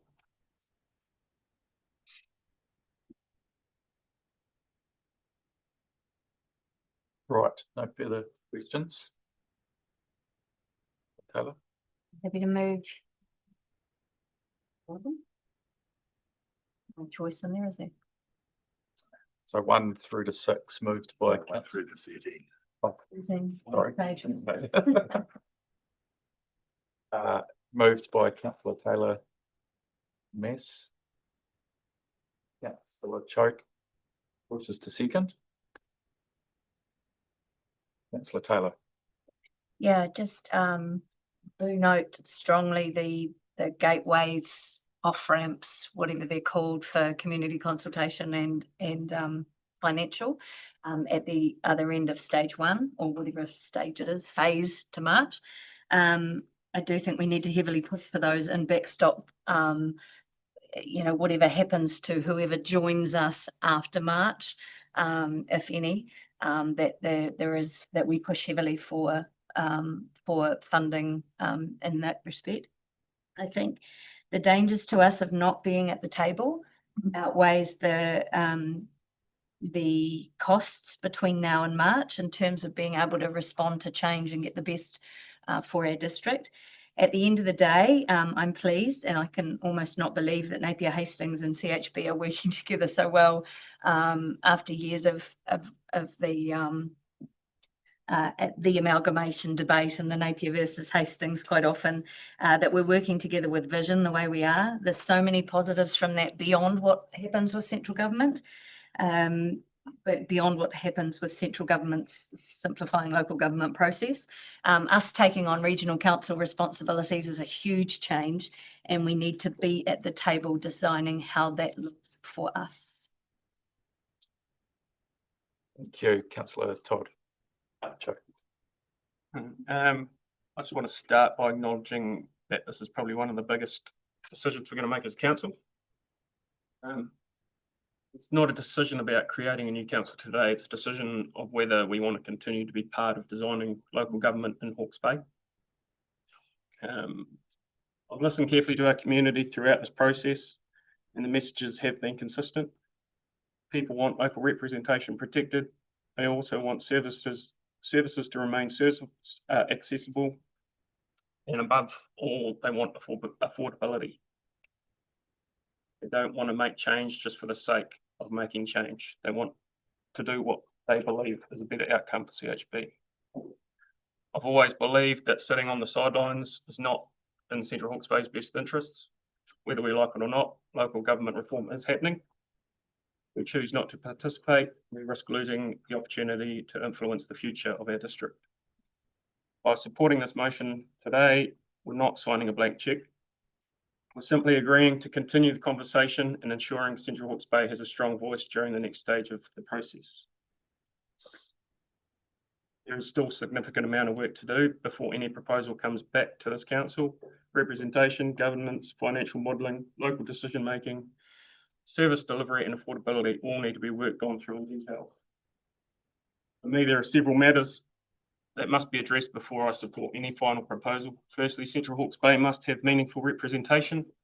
Rural communities cannot simply be represented on population alone, and we need a governance model that recognises our geography, our industry, and the unique challenges our district faces. Second, local governance must have real decision-making powers, whether that's in boards. Our communities deserve local people making decisions on local issues, not simply providing advice to a regional body. Thirdly, affordability has to be proven. Our ratepayers deserve clear evidence that proposal delivers long-term value and that benefit outweighs the costs of the transition. If those things cannot be demonstrated, then I will not be supporting any final proposal. But today isn't about making that final decision. It's about ensuring Central Hawke's Bay remains at the table, has influence over the design, and continues to fight for the outcomes our community expects from us. Thank you, Councillor. That's good. Any further speakers? Lamont backs up what's just heard. Councillor Byrne. Right, as surprise a lot of you that I've actually been in two minds. I'm in turmoil over this. It's yeah, I'm not even sleeping. This is just, yeah, I'm trying to have my head rule my heart. And I have supported abolishing regional councils, a model that I believe has served us well. And I supported a model where local elected members formed a board to oversee regional matters. I think we called it option D. But in every workshop, I feel I've seen localism eroded. And I've been told we have tried, but this is as good as it gets, or it is what it is. I've actually been mocked for reading local board plans and looking internationally for examples. But I see the challenges that rural communities still face in unitary authorities, and I've seen them struggle to have their libraries funded, their roads funded, and even their public toilets upgraded. It won't surprise any of you that I mention costs and affordability for our ratepayers who are already struggling, and not knowing how much the next stage is going to cost, and then the next stage after that. I can't sign our community up. So today, even though I wasn't sure where I was sitting until I sat at the table, yeah, I just can't support with SLG. Thank you.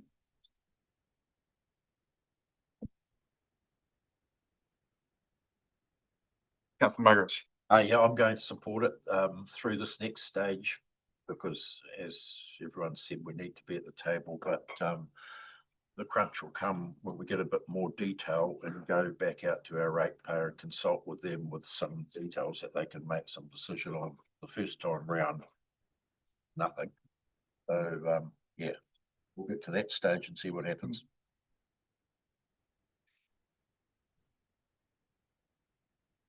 Well, I guess I'd like just to say that I support the mover and seconder, and I thought there's some really good points raised there.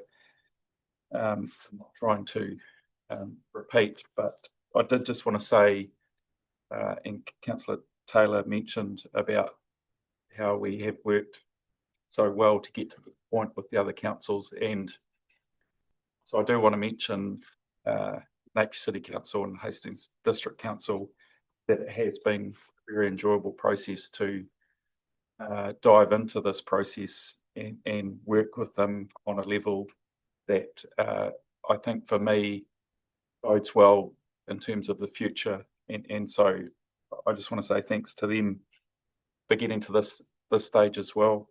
And also acknowledge the Hawke's Bay Regional Council. This hasn't been easy for them since the first announcement November last year. And so I appreciate this situation they're in is very difficult for them. But nonetheless, going forward from this point, if we are successful in going ahead with the proposal, we need the regional council on board, and so it's really important we embrace them, we support them through this time, and we all, I guess, work together towards, you know, what we believe is going to be a better model for Hawke's Bay going forward. I want to acknowledge Councillor Byrne and all their questioning, and fully support that they are the right questions to ask. And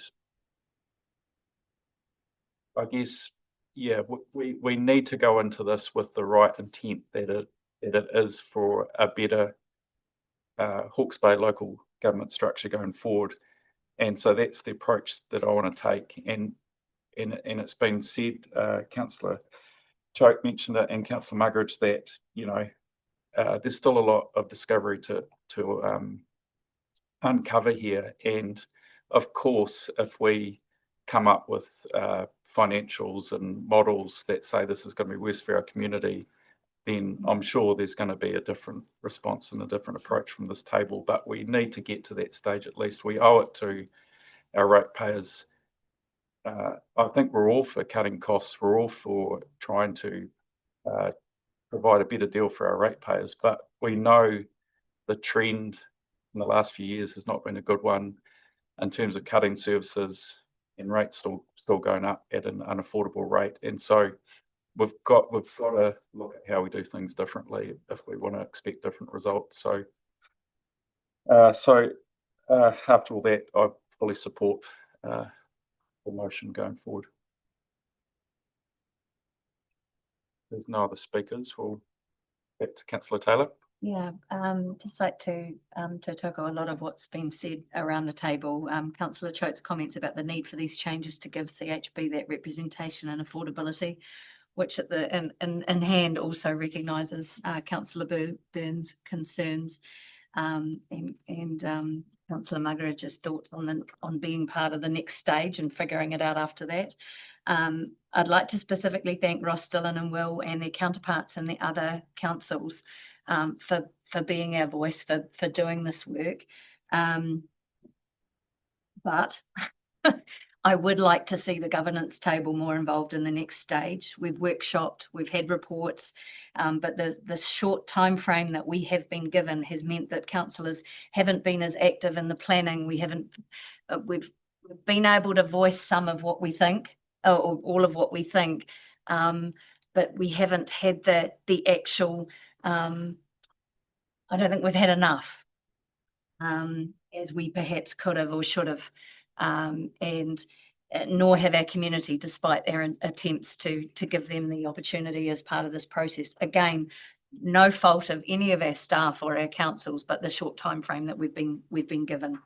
I'm sincerely in favour of a single unitary authority, but here at this table, we are to do the best for Central Hawke's Bay, and I think being at the table between now and March is the best way to do that. All those in favour? Against?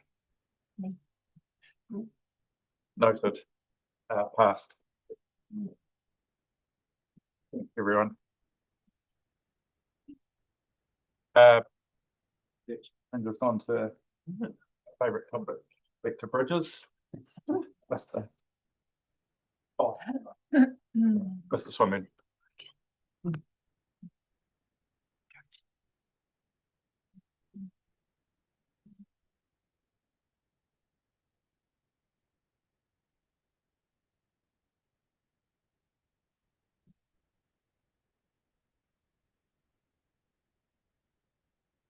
Hello again. Burnside Bridge, councillors. Today's decision is not whether we repair the bridge, it's whether we invest in testing whether a repair is technically feasible, affordable, and capable of attracting NZTA funding. Like the other papers today, you're all aware Burnside Bridge has been closed since Cyclone Gabrielle due to structural instability, safety concerns. The bridge remains an important local connection for parts of the Takapau community. The community has been very clear the impact of the closure extends beyond the additional travel distance. Concerns include farming operations, moving of machinery, resilience, emergency access, and safety issues associated with informal river crossings. Previously, replacement options were assessed as uneconomic NZTA. A replacement bridge was estimated at approximately $9.5 million and achieved a benefit cost ratio of around 0.5. NZTA did not support funding that approach. What has changed more recently is the emergence of a lower cost repair option, currently estimated at approximately $1.6 million. Initial economic assessment indicates that the repair option may provide a positive value for money outcome, with BCRs ranging between 1.7 and 2.9, depending on a number of assumptions. However, it is important to be clear that this is not yet a construction-ready project. Significant technical work is still required. We still need to confirm structural integrity, geotechnical conditions, flood and scour risk, seismic performance, consenting requirements, whole of life costs, and final construction costs. There are multiple options before you today. One option is to invest up to $100,000 from the Bridge Reserve Fund to complete work to prepare a formal funding application to NZTA, noting that that funding may not be subsidised by NZTA. Approving that pathway does not commit council to repairing the bridge, simply allows us to gather evidence needed to make an informed future decision and to develop that funding application. As noted, there remains a risk that NZTA may not support co-funding, either of the initial assessment money or any future repair. If that occurs, council will need to reconsider its options before any construction commitment is made. The alternative option is demolition. NZTA have already approved demolition funding at the enhanced 89% funding assistance rate. Demolition would remove future maintenance, renewal and liability obligations, but it would permanently remove the local connection the community have been advocating to remain. In essence, decision today is whether there is sufficient value in pursuing the evidence required to properly test a repair option and seek funding from NZTA before making any final decision. From an asset management perspective, officers are not recommending that council commit to construction today, but to decide whether to undertake this due diligence. In order to progress the repair, we would need to determine whether that lower cost option can genuinely meet technical, economic and funding requirements before council are asked to make a final decision. Again, as per previous papers, we'll take the report as read. Thank you. Questions? Councillor Muggeridge. So we're expecting to spend 100,000 before we get a result out of NZTA. Is that what you're saying? It's not somewhere along that 100,000 pathway that we might get a decision at the end. Through you, Your Worship. Yeah, look at it, it isn't determined that it would be exactly $100,000. There is, as noted, a pretty significant amount of work that needs to happen before we could have confidence to submit an application. But no, I do not know exactly where on that spectrum of 0 to 100 we land.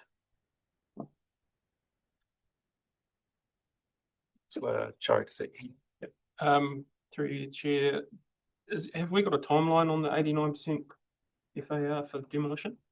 When's that due? Through you, Worship. So the funding assistance rate, the enhanced funding rate is valid through to June 2029. So it must be expended by June 2029. It has to be completed. Yeah. Councillor Byrne. Are there examples where this type of remedy has been accepted by the NZTA?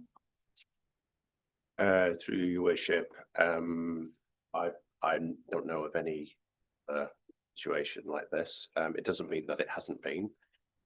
Essentially, what is being proposed here is to build a new bridge within an old bridge. So it's not the norm. What's particularly challenging about this particular job is not the confidence around the new bridge, the 25 meters. It's what do you do either end with the existing bridge to make sure that doesn't fail in the next flood and leaves a new bridge in the middle of a river with the balance gone down the river. Because I see there's a lifetime of 20 to 40 years. Is that for the new bit or the old bit? Yeah. Through your worship, we're assuming that the new bit would be at least 50 years. That's not the critical part of this decision. It's the existing bridge that is over 100 years old. The reason we have commissioned the BCR with that 20-year and 40-year life is I think if we just turned up and had a conversation with NZTA about 40 years, they might think that's unrealistic. We wanted to test the 20-year life, which we think is probably more realistic. And as you can see from the BCR, all the figures are positive, but it doesn't mean that NZTA will automatically approve this just because the BCRs are positive. They will have a long list of priorities across the country, and they will be looking at other factors like the factors that we've already discussed with elected members, such as the alternative route, the cost, and the relatively low volume. Councillor Moynihan. Just in regards to the 100,000 for the technical financial project that they have to do. With the other bridges we've got like that, so it's like Todd Road and all that.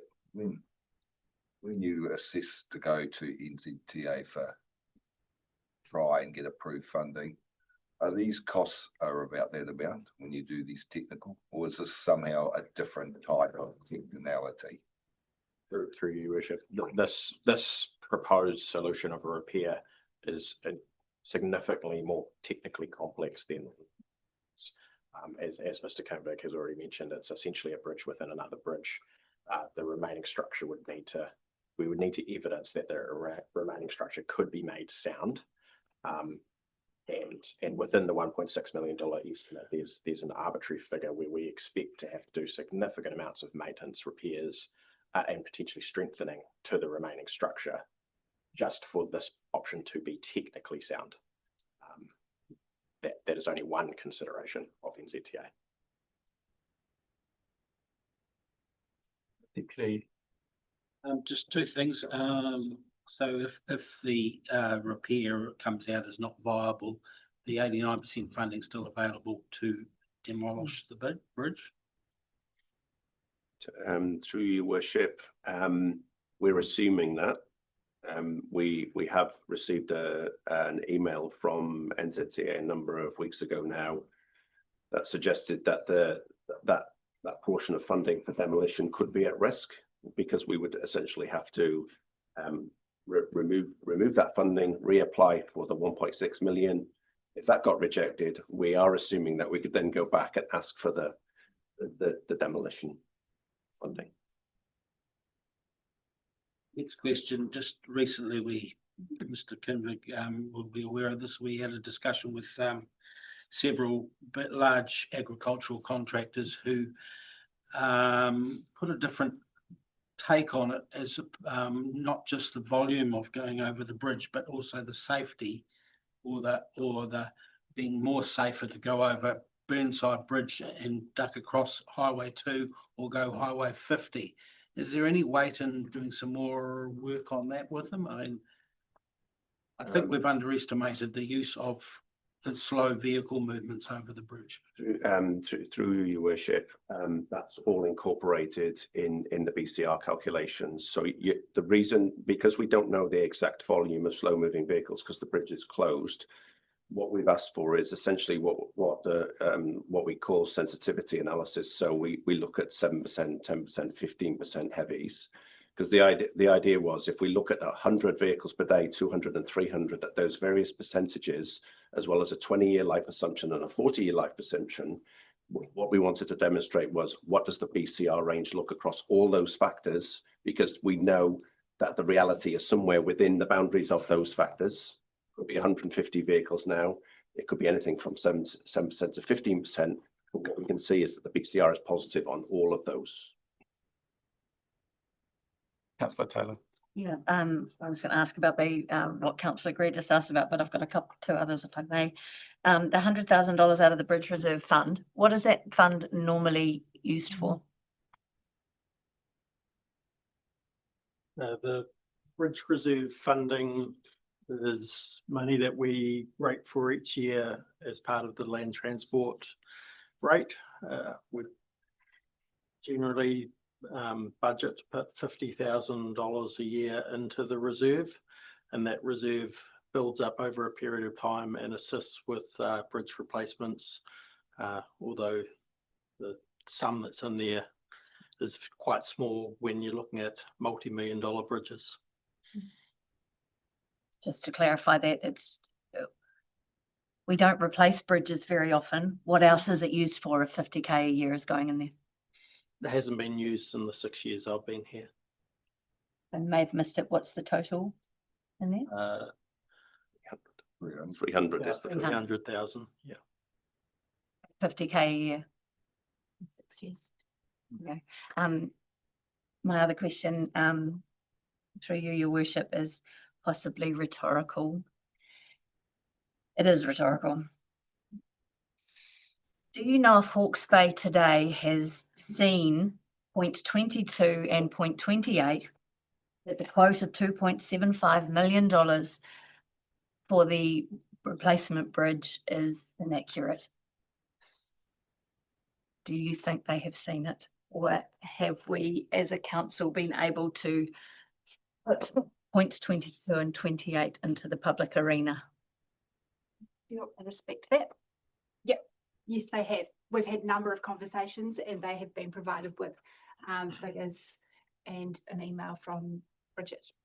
Excellent, thank you. So we should not assume that we do not see that inaccuracy being reported again. And they, after they did it the first time, there was quite a strong conversation in emails. They did it again and it was even stronger. And there wasn't, and an assurance it won't be reported on that again. Thank you. Worship, just on that point, I think no one is building bridges in New Zealand for that rate. The rate experience at the regional level at the moment in the current environment is around that $16,000 per square meter. Yes, it does vary depending on bridge, depending on number of spans, depending on how deep the foundations go into the riverbed. Puketapu Bridge in Hastings was a really good example where the the piles were 40 metres below river level, and that is up at the upper end of more like $20,000 a square metre, but not 2.75 million. Councillor Cho. Has this been presented to the Takapo community at all? This, you know, to look into it, to spend $100,000 of ratepayers' money. But they haven't. They've seen it. They've seen it. It's publicly available on our website, this meeting agenda. So it hasn't been actively forwarded on to them saying, hey, look, this is what's coming up. No, through, It hasn't been pointed out to them. through your worship, I have talked to one member of the community, and I've been having ongoing conversations just to let him know that this is what we intend to take to council. We're going to take a number of options, and council can then decide from there. So there is a level of knowledge about what we are doing here. Through you, Mr. Mayor, that this was in line with what they asked for through their petition for us, was to not close off options and to keep investigating. And I think this aligns with that. This is, there's no cut price method to keep investigating. We need to do the engineering work to give enough credibility and evidence to it to go forward for an application for funding. And just subsequent to that, is there an option for targeted rates for that 100,000? To the Takapo community? No, they want it. That, you know, I love their heart and their passion that they've got into this. Are they willing to back that up? Yeah, so potentially we could. It would be a new targeted rate, so we would have to consult with the community on that. So technically, yes. Practically, you'd have to get the community on board and agree to fund it. Someone I see in the report, potential underspend and recovery program. That's the headline. 180 of 372. As it says, forecast potential, so it's not guaranteed, underspend in phase 3 and 4. When would you know about when we would know the outcome of those 3 and 4 phases if there was a surplus? Time period about? Through your worship. So in the circa 6 months time, as a number of the projects currently underway in that recovery program reach future milestones at points where we have greater confidence in their forecast expenditure, and we'll be able to firm up some of the numbers. We do still have, I think, at least 6 projects still currently active across the programs, phases 2, 3, and 4. And we've had an underspend, and was it phase 1 and 2, which we redirect. Well, we asked them if we could redirect it to other projects like Wimbledon. So that is a possibility. Through your worship. So phase 1 is slightly separate from the remaining recovery phases, in that it is was fully funded through the DWI funding, and has ring fence to the projects identified within that. So phase 1 cannot be redistributed amongst other projects. So we have done a phase redistribution. Not further work on sites within the existing phase 1 works. So further works at the existing site, but not new. So potentially, if we did have underspends in 3 and 4, that means it may have to go not 2 new projects. Is that what you was hinting to me? Through your worship, no. Any underspend across phases 2, 3, and 4, we could make the case to NZTA as part of our funding application that some of that funding could be redistributed to other projects. However, that is all subject to NZTA's approval, and it needs to meet all of their criteria, not only for whether that money could be redistributed, but with the project that is intended to be redistributed to actually made sense from their criteria. Through your worship, phase 1 was not funded via NZTA, it was funded under the Crown funding agreement. So there's a different set of rules around that. 100%. Thank you, Councillor Byrne and Councillor Lawrence. Just on what you just said there, though, Mr. Swinburne, just trying to get in my head. like, would there be any benefit to waiting for that timeline to get to the point where you know what's surplus or not? And then before we proceed, because it sounds like it could be a real benefit, but it's still dependent on NZTA. But if it's not there, then the mountain feels harder to climb. But if it's there, then it's the potential benefit. So would there be benefit to waiting till that point in time? Your Worship, I think we would have a discussion with NZTA about the best approach there. I can't answer that in a black and white way today. We've got a reasonably high confidence level that we're going to have surpluses across the other projects, because to date, all our projects are coming in below engineer's estimate. And because we've kind of adopted the local contractor approach, that approach too, that has previously been signed off by this council, we're getting good value from our smaller contractors. So I would say that our confidence of having surpluses is medium to high.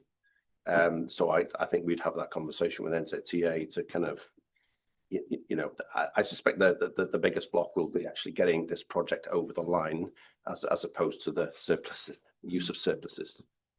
Getting over the line from the engineering report, or for NZTA to accept? Yeah, Your Worship, this is not. I don't see this as so much as a technical solution. This is a economic. Can we justify this repair from an economic perspective and a strategic fit perspective in the network? Yeah, if I could add something to that. So I think that to your original question, Your Worship, and to back up Mr. Kimberg's point, the dollars and the underspend that we may have is a small cherry within our funding application. It's look, we've done really well over here, therefore help us out. If it's borderline, it's a small cherry. It is not the thing that NZTA's decision will be contingent on. NZTA's decision is likely to be contingent on their standard criteria that they publish, which is around economic value, strategic fit, and essentially the technical, is this the right thing to do question. The surplus funding is just a small cherry, small carrot. Okay, but just to sum up this conversation though, if there's a surplus there and we haven't spent it, we're going to lose it because that's our cyclone recovery is coming. It's unallocated to project. Okay. I echo the comments of Councillor Taylor around the estimate validity in the earlier conversation, but I wonder how this ranks from talking with the discussions we had around the number of bridges we have, and today's agenda has 2 bridges on it, 3 bridges on it, and what this situation looks like going forward, given a 7.45 kilometre detour, how the criticality of that bridge fits in the whole of the rest of our network, given some of the problems we've got coming up with renewals of bridges. Through Your Worship, I think the previous work around the economic assessment kind of solved that for us in terms of the bridge criticality. There is an alternative route, noting communities' concerns around that. So no, it is not high on the network priority list in terms of criticality of route. There are multiple alternative routes. The other point to note is that on point 40 of the report, there's a single paragraph relating to one of our other bridge to bring up today, being Patongata Bridge, which is at a different spectrum in terms of its criticality, but is yet facing at a similar position in terms of its age and requiring significant future investment to secure what is the most critical bridge asset in our community. That you've just stolen my thunder. My thing was, I mean, if you put that criticality of the Patongata Bridge up against to community and what the two looks like, and we're looking at that kind of spend, I think it's an important thing you can look at the local issue, but I think in a grand scheme of the whole of the network, I think they need to be balanced against one another, and perhaps it's something we need to be facing, because one bridge alone is not our network. Councillor Taylor. You had a question? Oh, sorry. Yeah. Councillor Byrne, I think. Yeah, Oh, was yeah. me. And mine was actually in a similar nature to that. It's just, I mean, we have made a decision this morning on Todd Road Bridge. I was just wanting to know the actual BCR for Todd Road. Yeah, I think NZTA, obviously we're willing to actually fund a bridge when it came to Todd Road, where at the moment they're currently sitting at unwilling to fund Burnside. So obviously the BCR was higher for Todd Road. Yeah, but we've made it. Through your worship, yes, it's so the Todd Road Bridge replacement had a positive BCR also. Yeah.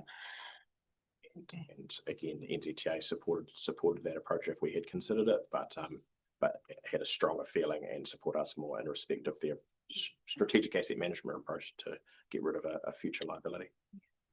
So potentially we're going against. Deputy Mayor. Just looking at the recommendation, could we not put, say, option 2, but failing after all the investigations into it, that option 3 becomes the only other option for them all. You're committing 100,000. Yeah, but failing that, if that doesn't fly. What? Option will come re, but there's the only other option. I've got to commit to them. I've got to.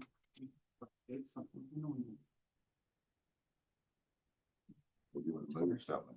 Well, not just yet. However, just looking at the 2 bridges that have come to the table today.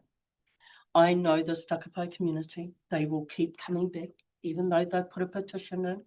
They have asked for this option to come forward. They have still got other options in their back pocket and other plans in their back pocket. There is a bridge that we looked at today that there is a possibility of transfer of ownership. Has that been looked at for Takapo and Burnside Bridge? Takapo is a community that when they've been told no, they have come up with their own plans. They've built and brought their own Takapo community food market. They have put in place the Takapo Health Centre. They are willing to come to the party and look at purchasing the bridge as well as a community project.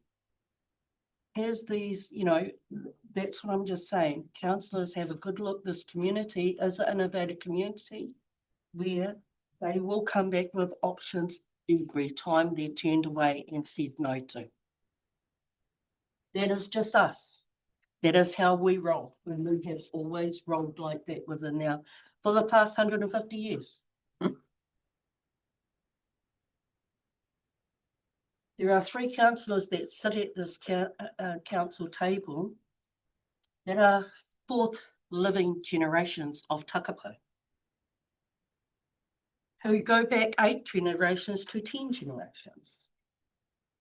So this is what I'm saying. Is there, let us look at all the options, because realistically, Takapo wasn't given options.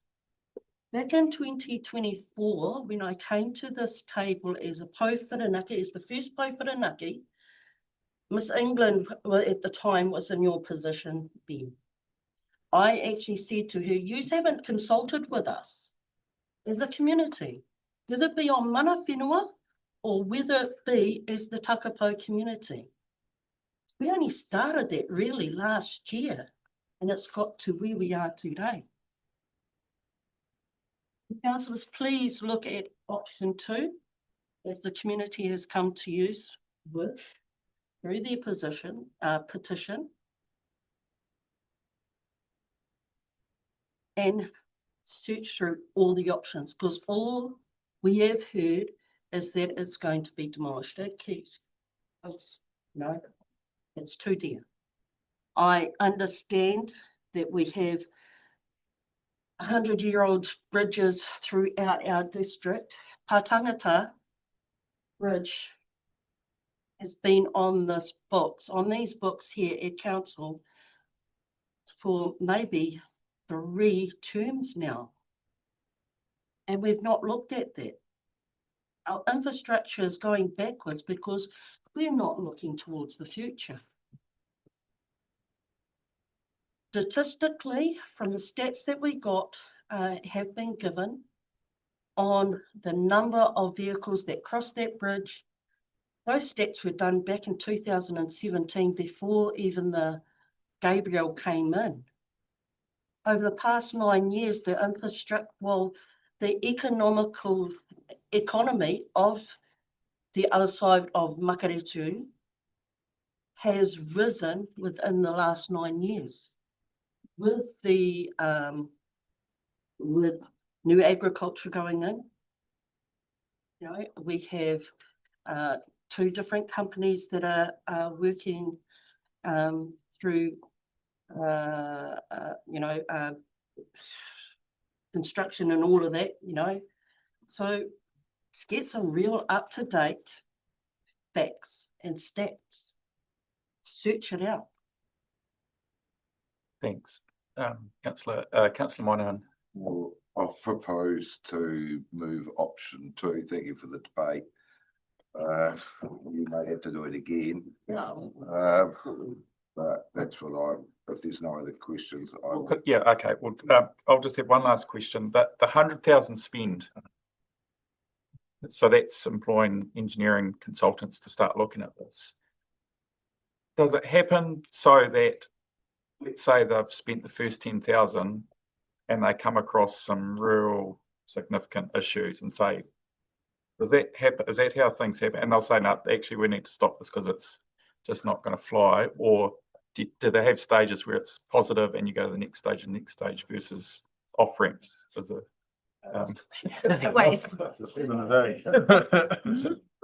Through your worship, given some of the timeframes, we would look to have multiple pieces of work running concurrently, but all those pieces of work would have regular check-ins and hold points. No, I can't put a number to your comment around 10. But that's how it works. Yes, we would. The number's much likely to be much higher than 10 before we have any evidence strong enough to suggest that it should stop or carry on. But yes, that's how we normally operate in terms that each individual package will have hold points requiring approval before progressing.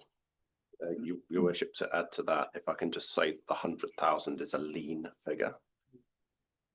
It's a lean figure. So it's from the advice that we got from our consultant, they were suggesting more than that, probably closer to 150.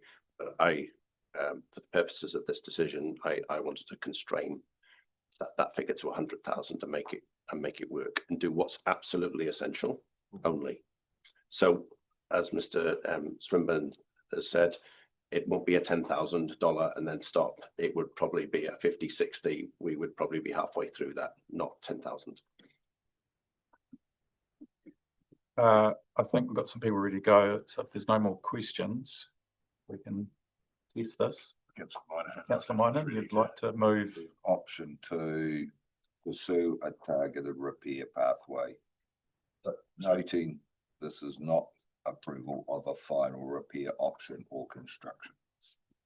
So just to be clear, Councillor Moynihan, you're moving 1 through 5, and then 6 becomes approve option 2, pursue the targeted, as you've just said, and the rest of 6 drops away. And then we move 7, which is the first 5 words of that drop away, and 7 becomes authorises the chief executive to progress the technical investigations, etc. Option 8, recommendation 8 is no longer required, and then 9 will become 8. What your intention is? Thank you. Councillor Nepi up to second. Councillor Moynihan, would you like to speak? Thank you. Firstly, I think the Tekapau community has shown unwavering commitment to this bridge. They have worked tirelessly to explore every possible solution. I believe we owe it to them to ensure every reasonable option is properly investigated before making a final decision. For me, it isn't just about the financial cost. Councillors have previously recognised the importance of investing in projects that have strong community support. In 2018, councillors committed 650,000 towards the Waipara Memorial Hall redevelopment because it recognised the value of this project to the community. More recently, we also committed 200,000 towards the Tuki Swing Bridge because of the benefits it would provide. In the same spirit, I believe it is appropriate to invest in the next step to determine whether the Burnside Bridge can be repaired. Supporting this option does not commit council to repair the bridge.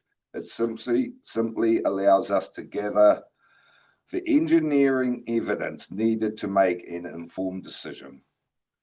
I believe the Takapau community deserves that opportunity before we make a final decision on the bridge's future.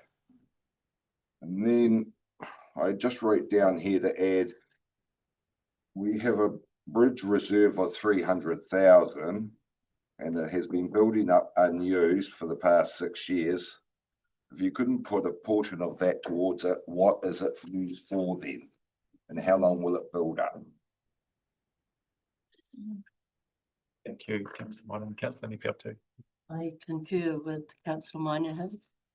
And especially on a bridge reserve fund of 300K.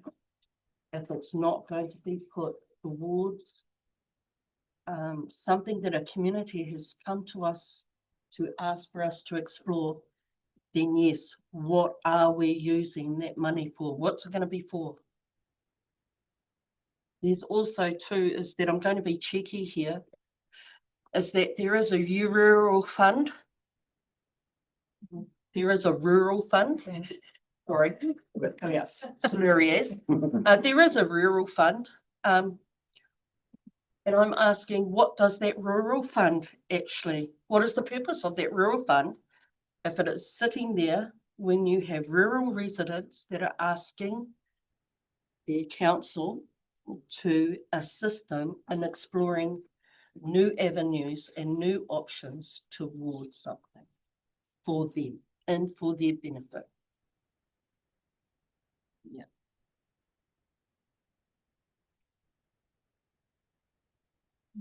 Yeah. I guess I don't want to stop the debate, but does that just raise a question around the funding of this 100K about where it's coming from, and should or could or can we stipulate that in the recommendations as well? We're going to look at either Brent or Ross. I'll probably take some guidance through you, Mr. Mayor, from Mr. Chamberlain. I think you've probably got options here. You know, the idea of a targeted rate has been suggested. I think the most important thing is if you wish to pursue this, you give us the green light to do it. We have one source of funding we can pursue it from in the short term, which is the bridge reserve, and then we can come back to you with alternatives, funding alternatives at a different stage. If you're happy, use that as a sort of contingent fund, and then come back to you if there are other funding options you want to explore. Thank you. Mr. Chamberlain, is it? No, just to add, like the bridge replacement reserve, we also do have the rural ward reserves that our councillor was talking about. They could equally be applied to this. Basically, in the past, we have used those funds for various activities, and each time it's up to the councillor discretion as to whether they think that's a good use of those reserve funds. So yes, open to that. And in terms of the targeted rate, that option was also on the table, but there would need to be a consultation process before we could confirm whether that's a viable option. Thank you. So we'll continue with speakers. anyone else like to speak? Councillor Cho. Yeah, appreciate the debate that's happening. I just feel it's a bit of the squeaky wheel gets the oil situation. As we've stated, we've spoken about 3 other bridges today, and we're talking about spending $100,000 of ratepayers' money towards one bridge. What's stopping the other communities coming to us and saying, hey, Takapo got this, why can't we get 100,000 to look into our bridge? So that's why I'd be in favour of option 2, but the Takapo community pays for that $100,000 to be fair across the district. Yeah, that's realistic. Councillor Byrne. Yeah, I can't support option. Yeah, I can't support option 2. I mean, I want to acknowledge the passion from the community. I mean, we have had several decisions on bridges today, and if I put the same lens that we've applied to Burnside that we've applied to Todd Road, then you know, we're supposed to be looking at resilience and adapting to climate change. And if we're only buying another 20 years and putting a bridge inside a bridge, to me, that's not resilience, that's not future thinking. So yeah, I can't support that. There's no assurance that NZTA are going to accept this. And I agree, we probably need to change the NZTA guidelines for yeah, I don't know, a future fit, but yeah, I can't do that. Margaret.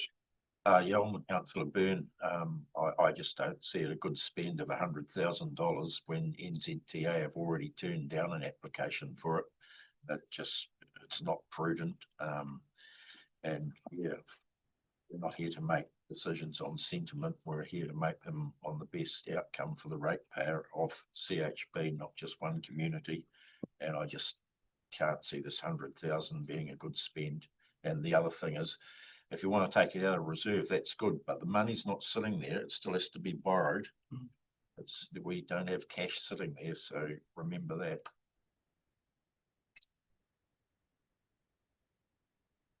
That's Deputy Mayor. I'll support this option 2. I think by the time the investigations are done, just in response to Councillor Byrne, is that the if it's found to be not have a lifespan of only 20 years, I don't think we'd probably all support that anyway. But this community has been very vocal and come up with options, come up with ideas. I guess we've got a policy, but it should be no stone unturned in this respect. And I acknowledge the team here, Mark and Ben and who else has been involved. It's been a massive learning curve for us all to a certain degree. Every bridge we've had and talked about today and previous has a different character, different usage, quite a few different things. So I don't think we can categorise bridges the same. They are all different. So I'll support this option 2. Councillor Lawrence.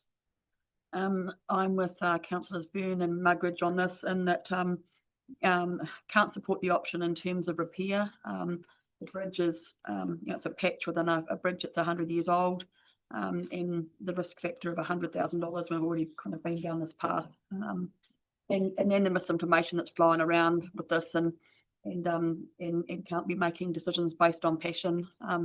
We wouldn't be making some of the decisions we are, particularly on the other decisions we've made today around other bridges.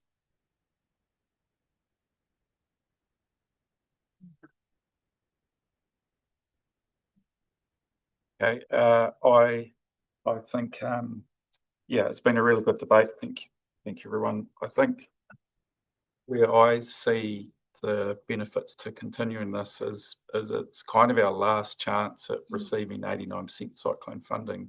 If that wasn't on the table, then and that's where we are going to come up against the next bridge and the next bridges. We won't have the same deal, and so I think at our last chance to utilise that means it's worthwhile to carry on.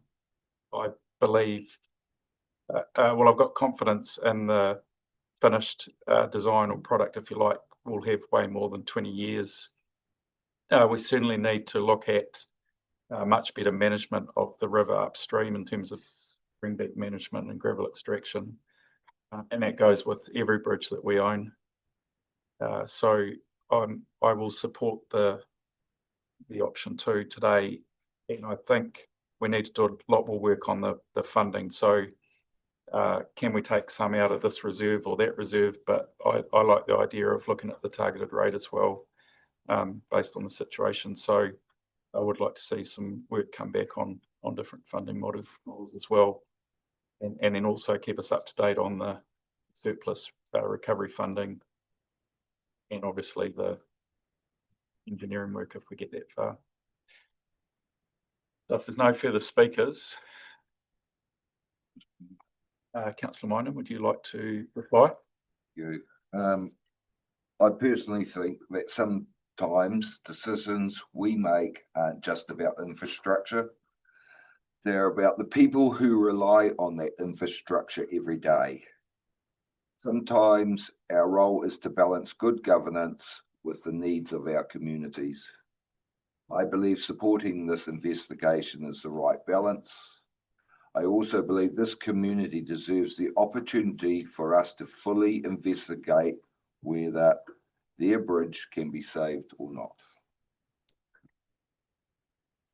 Thank you. So we'll put it to the vote. All those in favour say aye. Aye. Against? Have a show of hands. Those for it? 1, 2, 3, 4, 5, 6. It's against that, yeah. Those against. 4. 6 versus 3. Can I just see the against? Against? Just hands up against. 3. Yep, carried. Thank you.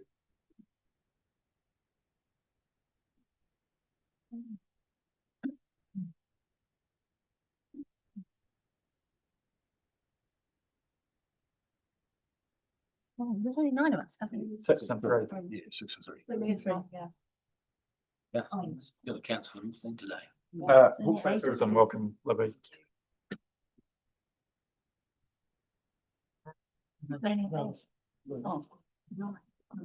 Good afternoon, Your Worship and councillors. The purpose of this report is to seek council's endorsement of the 2026-27 letter of expectation for tourism and approval of the 26-27 funding agreement between Hawke's Bay Tourism Limited, Hastings District Council, Napier City Council and Central Bay District Council. The letter of expectation sets out the funding council's shared expectations including delivery priorities, performance expectations, reporting requirements, and alignment with the emerging Hawke's Bay Visitor Strategy 26 to 36. The funding agreement sets out the terms under which the funding councils will provide operational grant funding for Hawke's Bay Tourism for the 26-27 financial year.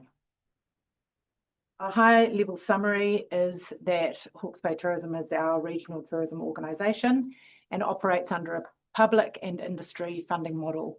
They also apply for funding from the government, for example, from MB. Since the 1st of July 2025, they have been jointly funded by Hastings, Napier and ourselves, following the Hawke's Bay regional funding ceasing.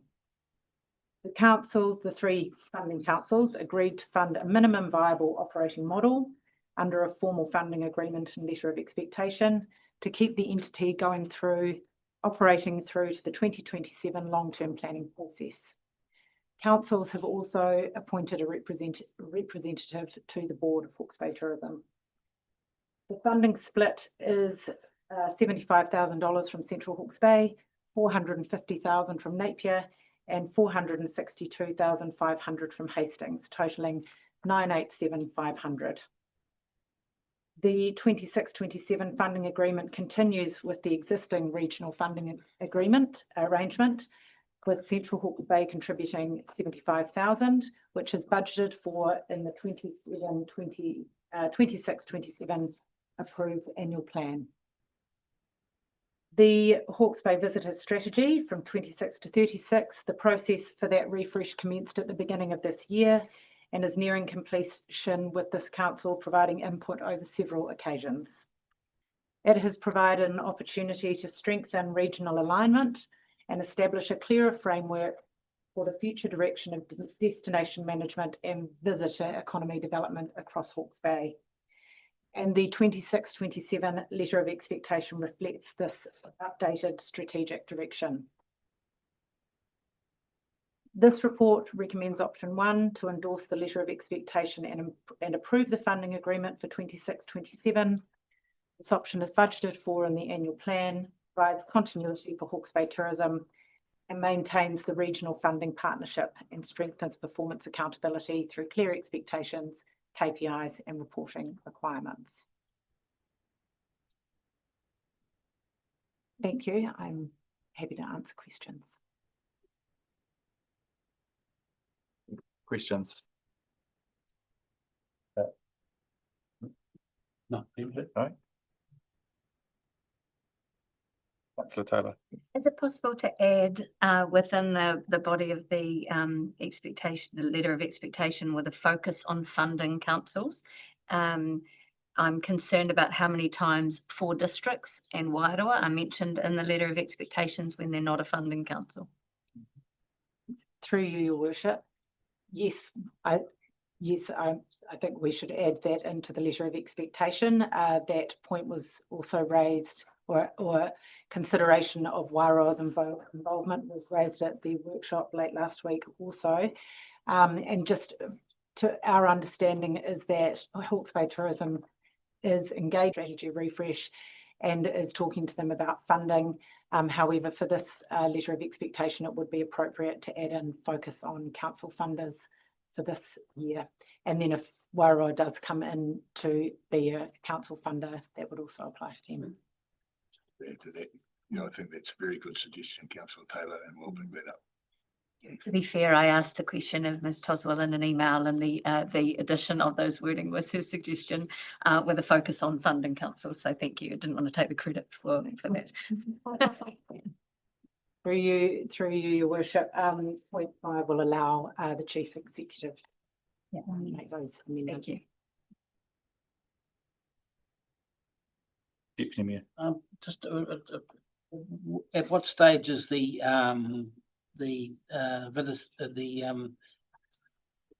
leadership group being selected? Through you, Your Worship. So the leadership group that's being set up through the refreshed visitor strategy. So they have asked, Hawke's Bay Tourism have asked for nominations for that. And I think that will be imminent. Came out yesterday. Okay, thank you. Thank you.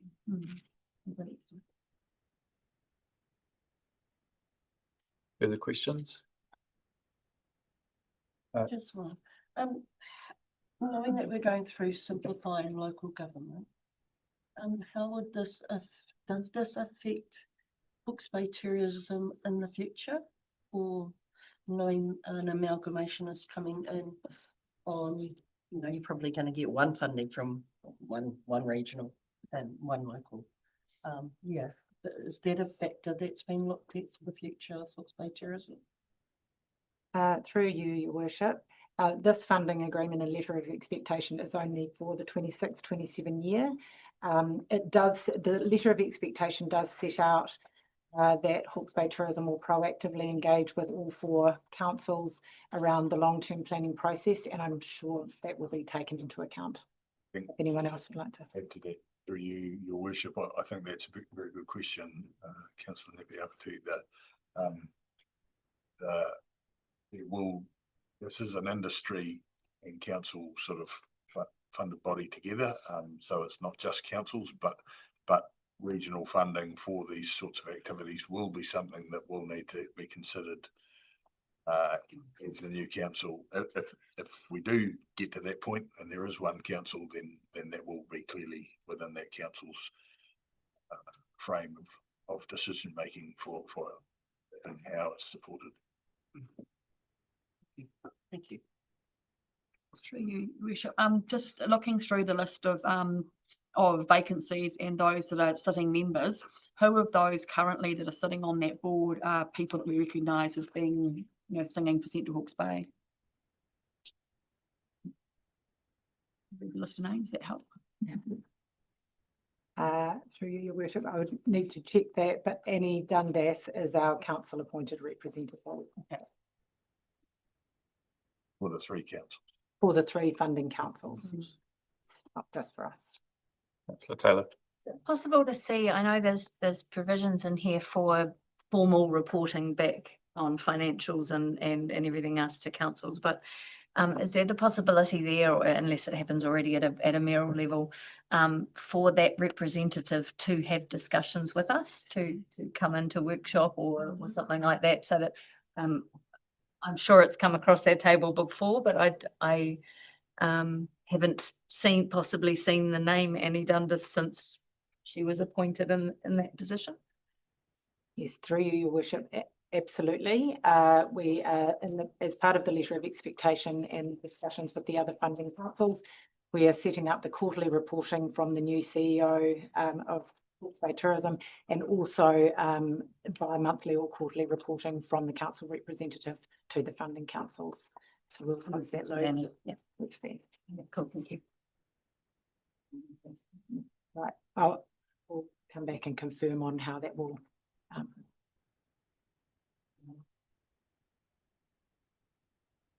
Further questions? I'll move. Deputy Mayor moves the recommendations 1 through to 6, which is approving the 26-27 funding agreement.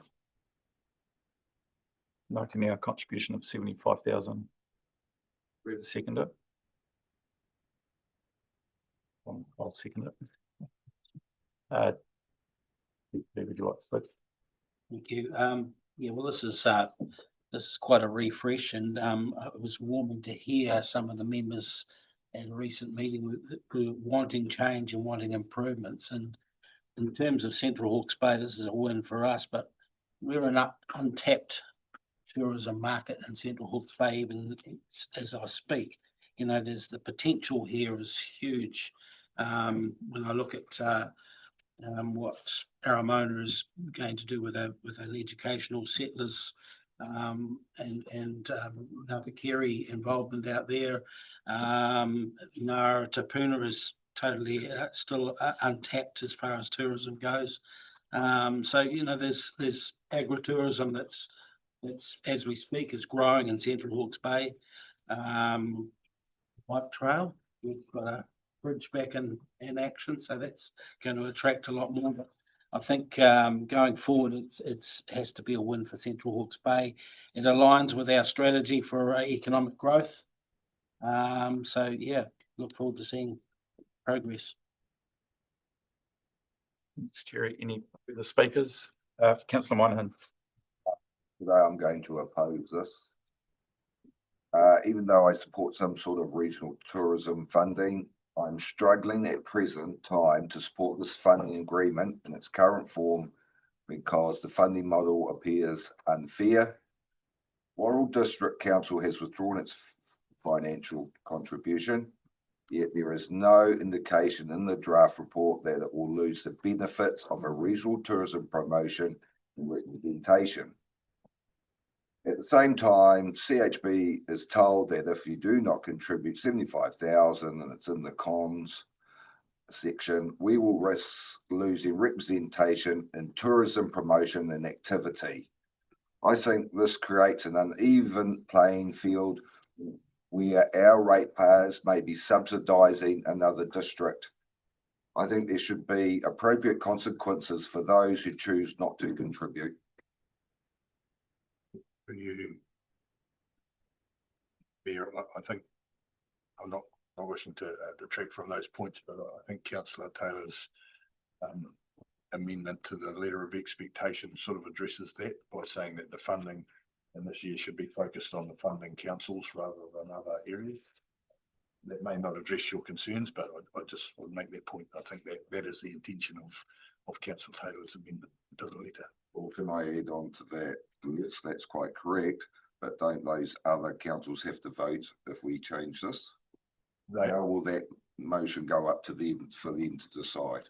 well, I think they have discretion, as you're giving me, to be able to change the letter. Certainly if that wasn't the case, we'd come back, but I think Oswald is satisfied that that we make that change to the letter within the decisions the other councils have made. But in your hands, I'm not trying to change your. It's going on the information I've got for me, so. Further speakers, councillor Choate. I'm also against this motion. I haven't seen any sufficient evidence that it delivers value for money for Central Hawke's Bay ratepayers. There's no clear business case demonstrating measurable benefits, long-term cost savings, or improved outcomes for our community. I'm in agreement with Councillor Moynihan on the Wairau issue. Our responsibility is to make decisions that are in the best interests of our ratepayers. Until I can hear clear evidence that this proposal provides genuine value for money and a fair funding arrangement to all parties, I will not be supporting. Councillor Byrne. Yeah, I'm involved in the Spring Fling as an events organizer. I also attend a lot of the events that are happening in Central Hawke's Bay, and we actually get a little bit of funding through, I think it's about 10,000 through Hawke's Bay Tourism, but actually it's the promotion that happens outside of Hawke's Bay that actually draws people in to Hawke's Bay and in effect to Central Hawke's Bay as well. So I'm 100% supportive of this for a small investment.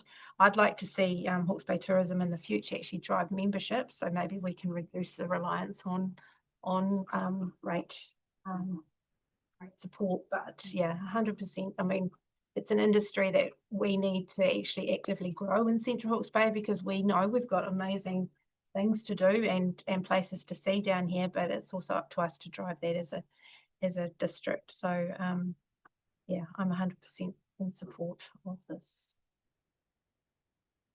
That's only got to. I'm along the lines of Councillor Byrne. I'm actually in support of the recommendation due to the fact as Councillor Byrne has brought to our attention, it's not so much the what we see as a community here. It's the advertisement that is actually outside of our area, and we do get a lot of visitors coming, whether they're going to our beaches, whether they're going to our Spring Fling, whether they're coming to any of the events that we've held here. We can look just in this year alone and coming up from the beginning of the year, coming up to next month when Spring Fling comes, the amount of visitors that we've had through our district and in that small amount of time. So I'm fully supporting this.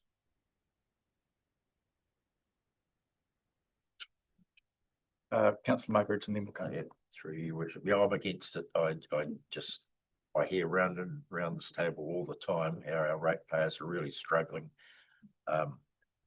This isn't keeping our roads open. This isn't keeping our drinking water going. It's a nice to have, and it's one of those things that we can cut out and try and make some savings. So people willing to support this, I'd like to know where they think the savings are going to come from. So Lawrence.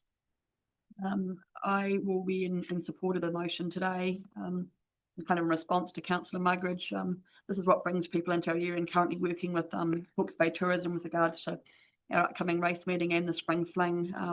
Know that the work they're doing in promoting it outside of our area, and yeah, as part of the bigger picture, if we're not kind of the number of 2 people I know locally that've been here to visit that have now purchased homes in the area. So yeah, that we can't what we can't see doesn't mean it's not happening.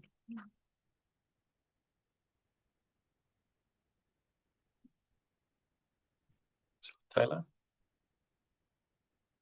I am in support of this, and I'm not in any way connected with Hawke's Bay Tourism other than buying Spring Fling tickets. to cocktails at Espresso Loco. Thank you very much.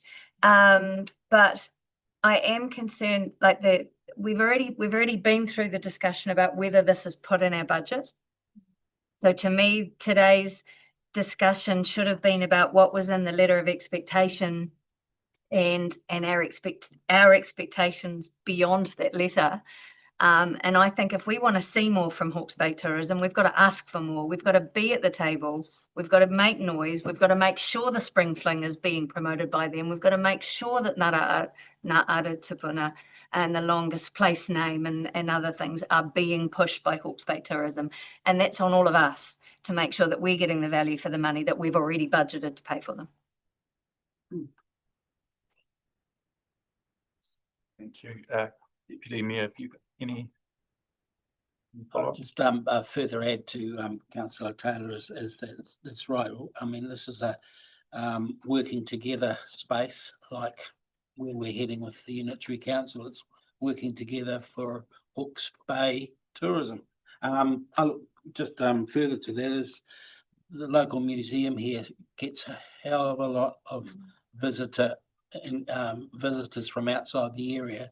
And a lot of the comment is that they cannot see what there is to see in Central Hawke's Bay still. So we have work to do in CHB. We know that, but you know, they don't, for argument's sake, Waipawa, they didn't know that they could go out to the coast in 35 minutes, things like that, you know. So we've got work to do. So I'm quite excited to think that we can still keep promoting this. Thank you, everyone. All those in favour, say aye. Aye. Against? Aye. 6-3. Gary, thank you. Thanks. Reimagining flood resilience. So that's the end of our decision reports onto information. Reimagining flood resilience update from Mr. Muggeridge. Thank you, Your Worship.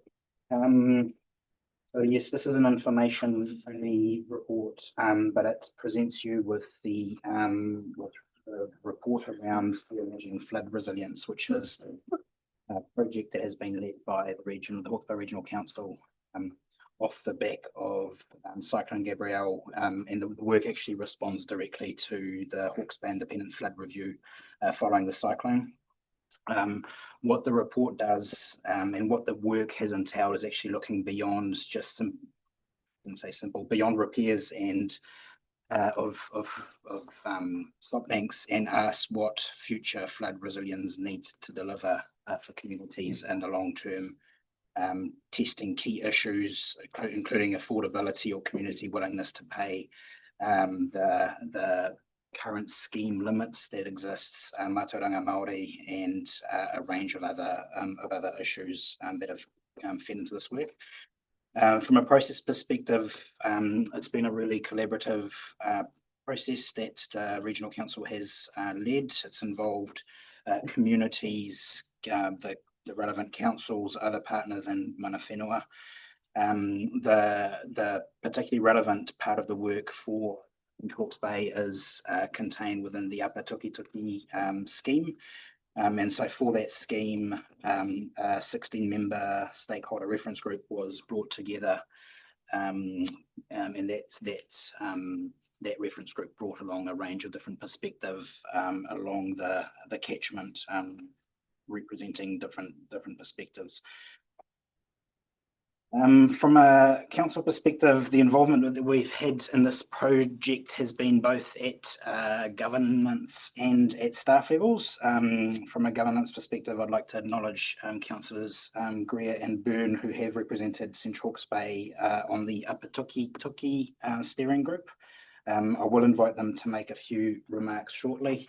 And we have also been involved at a staff level in a technical advisory group that's probably been sitting for the best part of the last 18 months.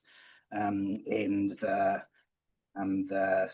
technical reference group or advisory group, with direction provided by the steering group, has produced the report that's in your attachment. Phase 1 of this work is now complete, and the findings and recommendations that have come about through all of the work that I've just outlined are contained in this proposal. Part B of the report, sets out the Apaturi Group's vision, values and outcomes that the stakeholders in particular would like to see for the long term in this catchment. This report was formally presented back to the Regional Council at the meeting last Wednesday. And so this is an opportunity for you to receive the report off the back of that presentation to the Regional Council. In terms of next steps, the project will move into phase 2, which is going to have a real focus on the short-term actions and the quick wins. There's broad realisation there's a lot of really good work that's gone into this, but what we need to move beyond is a nice, shiny, glossy document and actually some action to reflect what is contained in the action plan.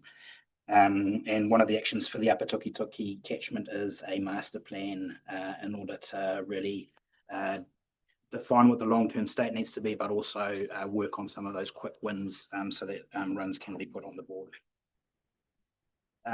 With that, I'm going to leave it at that, but I will invite councillors Greer and Byrne to make comments.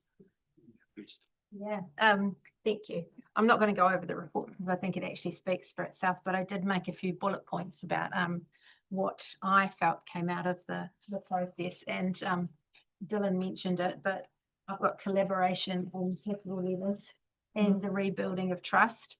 I think a lot of our stakeholders and even probably some of the steering committee went in with a bit of distrust, and we all think, you know, consulting for consultation's sake.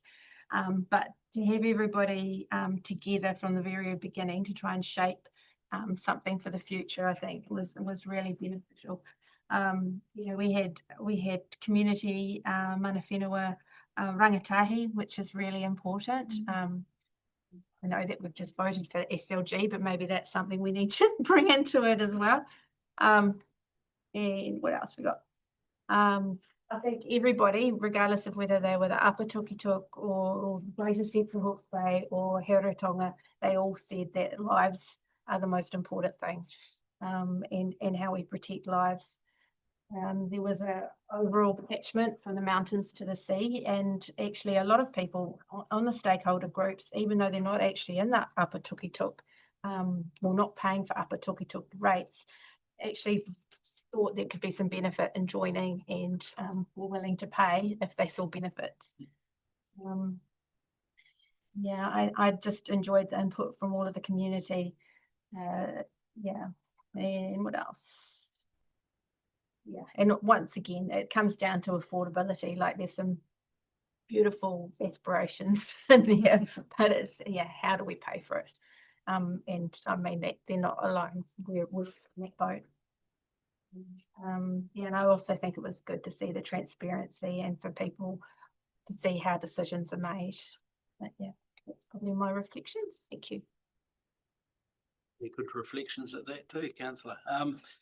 Yeah, I'd just like to acknowledge also the stakeholders group of the Upper Tukituk scheme, who in the early stages, and Ms. Astley would agree that it was, I attended the first workshop or the second workshop. It was quite testy at times. There was emotion, there was anger. They were all thinking it was a tick the box exercise, but beyond that, they did extraordinary amount of work with the help of the operations group, which came in a bit later.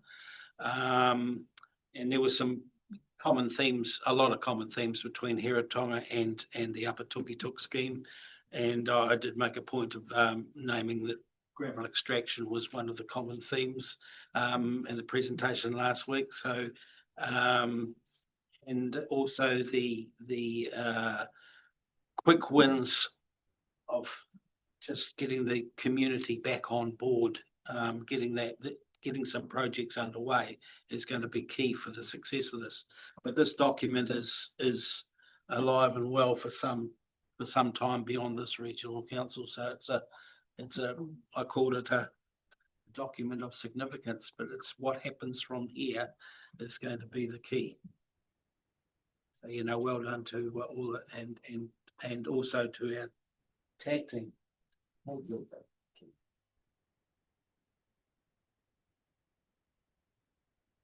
Questions? Any questions of perhaps Mr. Muggeridge or Deputy Mayor or Councillor Byrne? Councillor Moynihan.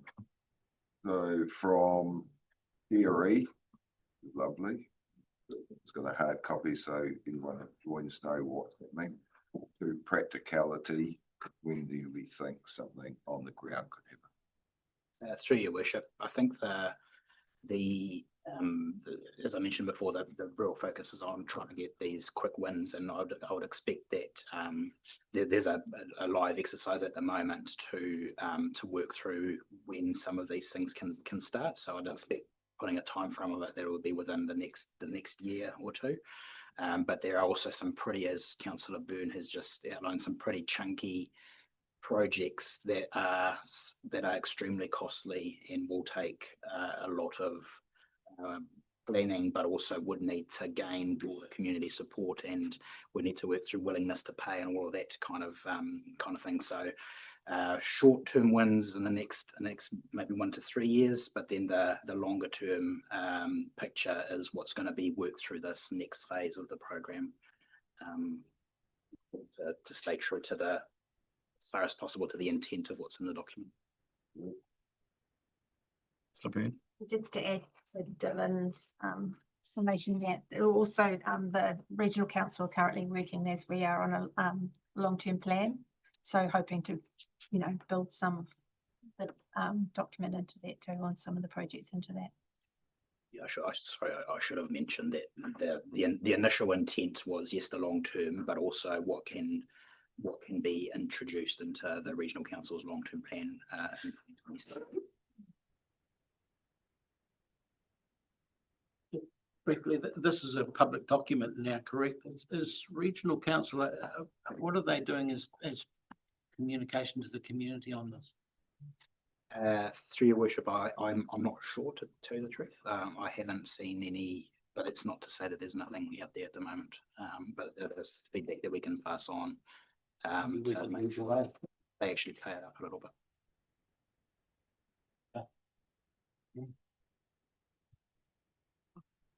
You go, Councillor.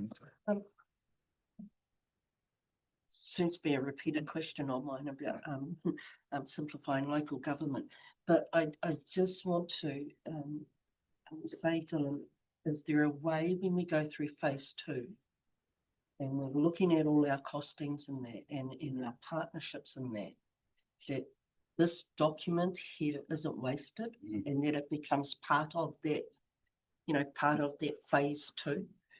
I'd hate to see, because there's a hell of a lot of great stuff that's in here that does need developing along the way.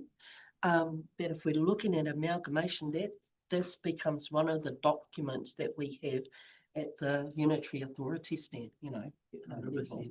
Yeah, through your worship, that's a discussion that we've certainly had as at the technical reference group level, but I understand there was a conversation about that at the regional council last week as well. I wasn't able to make the meeting, but absolutely relevant points. I actually remember being it was one of the final TAG group meetings when the announcements from the government around simplifying local government came through, and the first reaction was, how do we make sure that this carries through whatever the reorganisation looks at? And there will be opportunities through that, through things like regional spatial planning will have an impact on this. Broader work around climate resilience will have an impact on this.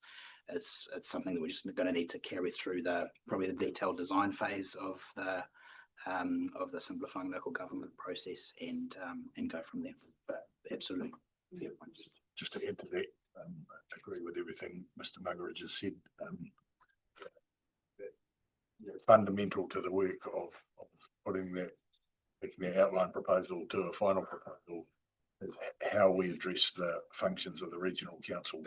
So that's a fundamental piece of the design picture, not just in terms of governance layers and that, but how does that work get carried forward, and how do we build a unitary authority out of the district territorial authorities and the work of the regional council. So I would see it being a feature in there as well.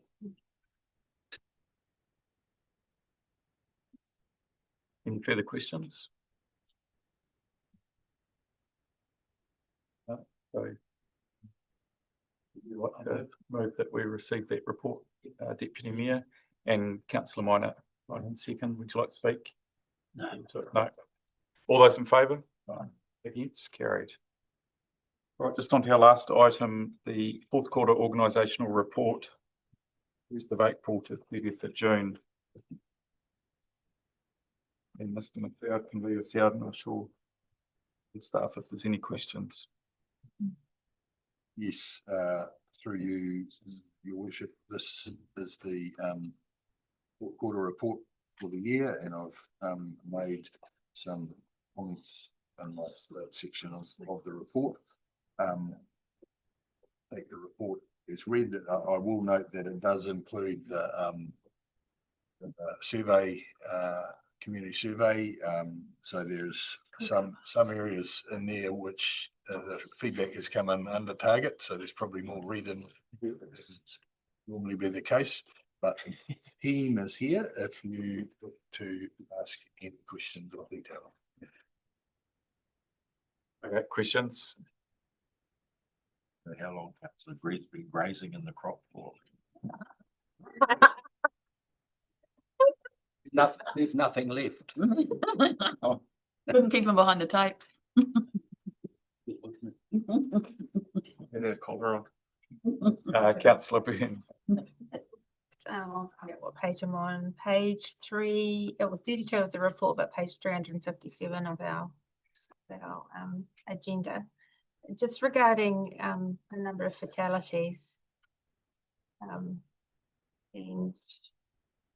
it's of concern recently that we've had a number of accidents on State Highway 2 passing through Is State Highway 2 considered part of our network, or would it feature in here? And if so, what are we doing to lobby NZTA to do something, because there's far too many happening?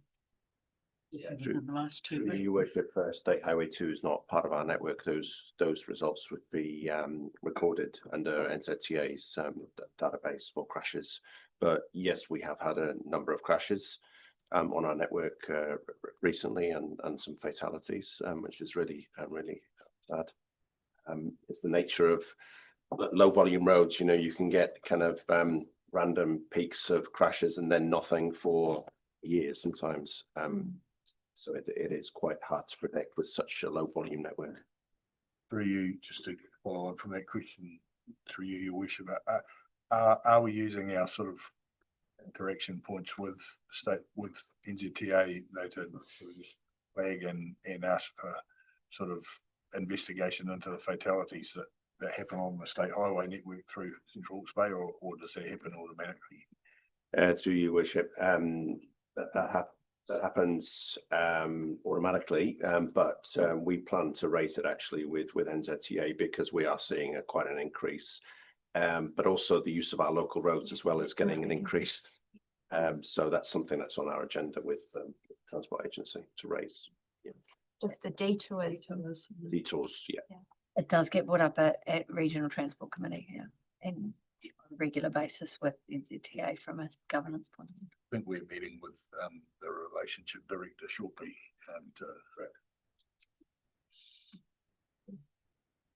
So mine. Just to add on to that, and I always bring it up, I reckon there should be a column caused by human error, because when you have lots of accidents and things, oh, it's our road, it's our road. I think sometimes it can be other factors, and it's human factors, but it seems to just be added in here, it's us, and it can be actually the individual person from driving, speeding, and I always think it should be there what was caused. Was it the road? Was it the human error? Through your worship, I've got some experience in this area. So very often crashes don't happen, or fatalities don't happen for a single reason. There's normally a road or roadside factor. There's a star rating of the vehicle. There's the driver, and some other factors as well. Yeah, the star rating of the vehicle. Star rating. Sorry, accent. Sorry, accent. environmental. I did wonder what star rating was. but- Sorry, Mark, yes. So in the crash system where all this data is recorded, those factors are measured. You know, was it road condition? Was it behavior? Was it speed? But yeah, that is recorded, but not visible here, obviously. I was just going to say in my road safety work, there's always going to be a human factor, but it's how can the road controlling authority actually minimise the impact from that human factor, which is from what Mark said. Thank you. Any further questions? Yeah, I often find that people respond to surveys when they're not happy. So, which we can sort of see reflected perhaps in our numbers. But my question relates to the water. And the question was the percentage of users satisfied with the water supply services provided. And it's sitting at 72%, where our goal is 90%. And I'm wondering whether they actually can specify what they're not happy with. I mean, is it the taste, the service delivery, or the cost? Or how do we fix that, and how do we make people more satisfied? Yeah. If you're just not satisfied, why aren't you satisfied? Well, again, through your worship. Yeah, so we have done some analysis of the customer feedback. Most of the drinking water issues raised relate to taste, specifically chlorine. Noting that, of course, we have to dose chlorine, and we dose between a very specific band that is quite small. So it's very much a perception and education thing. And the fact that we are required to dose chlorine, it's not our choice, we must. And the dosage rates are very, very tightly controlled. And actually, you know, we target the middle of the band we're allowed to dose within, not the top of the band. Councillor Muggeridge. Before you go away. Politeness. Questions about Karakau drinking water. We're reporting this right. It's all in green when we're tankering it all out there, so the supply is not working properly. Through your worship. So yeah, from a compliance perspective, site is 100% compliant. In the instances where we have issues with source water, which is related to when we have rain occur out there, so post Cyclone Gabrielle, we've had some source water quality issues. We are on occasion tankering water out. For the most part, that tankering is to blend with the source water. So it's not so bad that we have to fully tank and top up the supply with tanked water. We are tankering to blend with the source water to improve its compliance enough that we can effectively treat it through the treatment plant. But the treatment plant is producing and has produced fully compliant water, acknowledging the fact that we're having to tank it on occasion. Yeah. So going forward, is this going to continue? But yeah, again, through your worship. So yeah, can't answer that categorically. What we had hoped to see was some improvement in the water quality from the sources. This all stemmed back from Cyclone Gabrielle. Really, we've had times where we have a very limited supply, and we've had times when the supply has been of quite poor quality. We're now 3 years removed from Gabrielle. The situation is not resolving itself as we had potentially hoped it would. So yes, it is likely that we're going to have to do some further investigation and develop some solutions to that issue. Through you, is that a turbidity issue primarily been, or in terms of quality? It's a number of factors. Well, Ben's there. There's another question on stormwater, which has dropped considerably. I'm assuming it is your satisfaction with stormwater. Do we have an understanding of why that's happened? Because we've actually stepped up our investment in stormwater. So I'm wondering why there's less there. Like I say, usually when you're unhappy, you complain in the survey. But what was the explanation there? Through your worship. So the stormwater queries, stormwater is a very complicated activity. At the same time as that it's not that complicated. There's a lot of moving parts between different types of infrastructure, different entities. So not all of the stormwater feedback relates directly to what we would consider the stormwater activity to be. It encompasses roadside drains. There are some references to flood protections, et cetera, et cetera. But yeah, generally speaking, the feedback relates to what we would consider nuisance flooding. Again, we've sat at this table and spoke about what is critically important from a stormwater activity, habitable floors flooding, and there have been no instances of any habitable floors flooding. But do you think we need to explain that in the survey? That you're, you know, this is what stormwater should stop, habitable floor flooding. If it's not happening, you should be 100% satisfied, and might lift our satisfaction results. Through your worship, just add in there, habitable floors is our main focus from the modelling that we've done. There are a lot of houses that are at risk potentially of being flooded under a 100-year storm. I can't remember what the exact figures are. Over 500. Over 500. That's what we really need to be worried about, not not the puddles kind of at the bottom of the road on the road. So I think there is an education piece there for the community and explaining what our focus is. But we have done a lot of work in the maintenance of open drains, as you know, over the past 2 years. Yeah, that's fine. Disappointing to see it.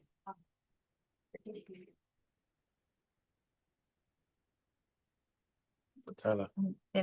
I'm not sure what the reason for this is, and it's not a huge drop, but the Network of Networks partner agency is satisfied with the advice and support provided by council. Is disappointed to see that go from 97 to 93, even though 95 is our target. It's still high, but any idea of is that ever such a small number that one person can skew it? Through the chair, I don't know the number of respondents to that survey, and I can only suspect what might have caused that. But to your initial assessment, it is only a small drop. The target is quite high. My interpretation of that is that it may be to do with one of the networks where there's been some frustration around external funding, not from us, from other parties, and it's been a really slow and complicated journey for that funding to come into fruition. And we've had a role to play in terms of helping that conversation progress along. And I suspect that some of the results are as a result of that with one particular network, but I'm not aware of any wider feedback outside of the one that I'm thinking of specifically to draw upon for in terms of a specific reason why. But I can recall in every other year that surveys perform really well with the networks. I've never seen it fall below the target rates. This is the first time in my time that I've seen it.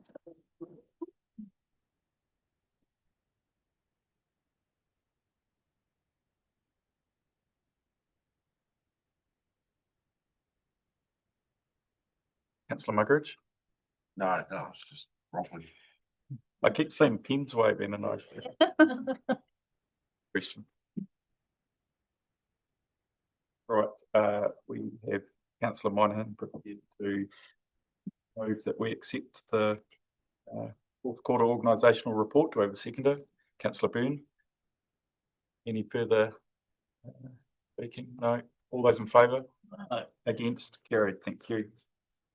So we've just got one last item to organise, which is date of next meeting and scheduled for the 1st of October 2026. I'm happy to move that. Do we have a seconder?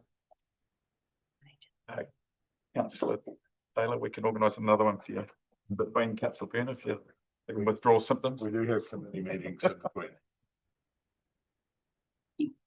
So all those in favour? No. Against? Carried. Thank you.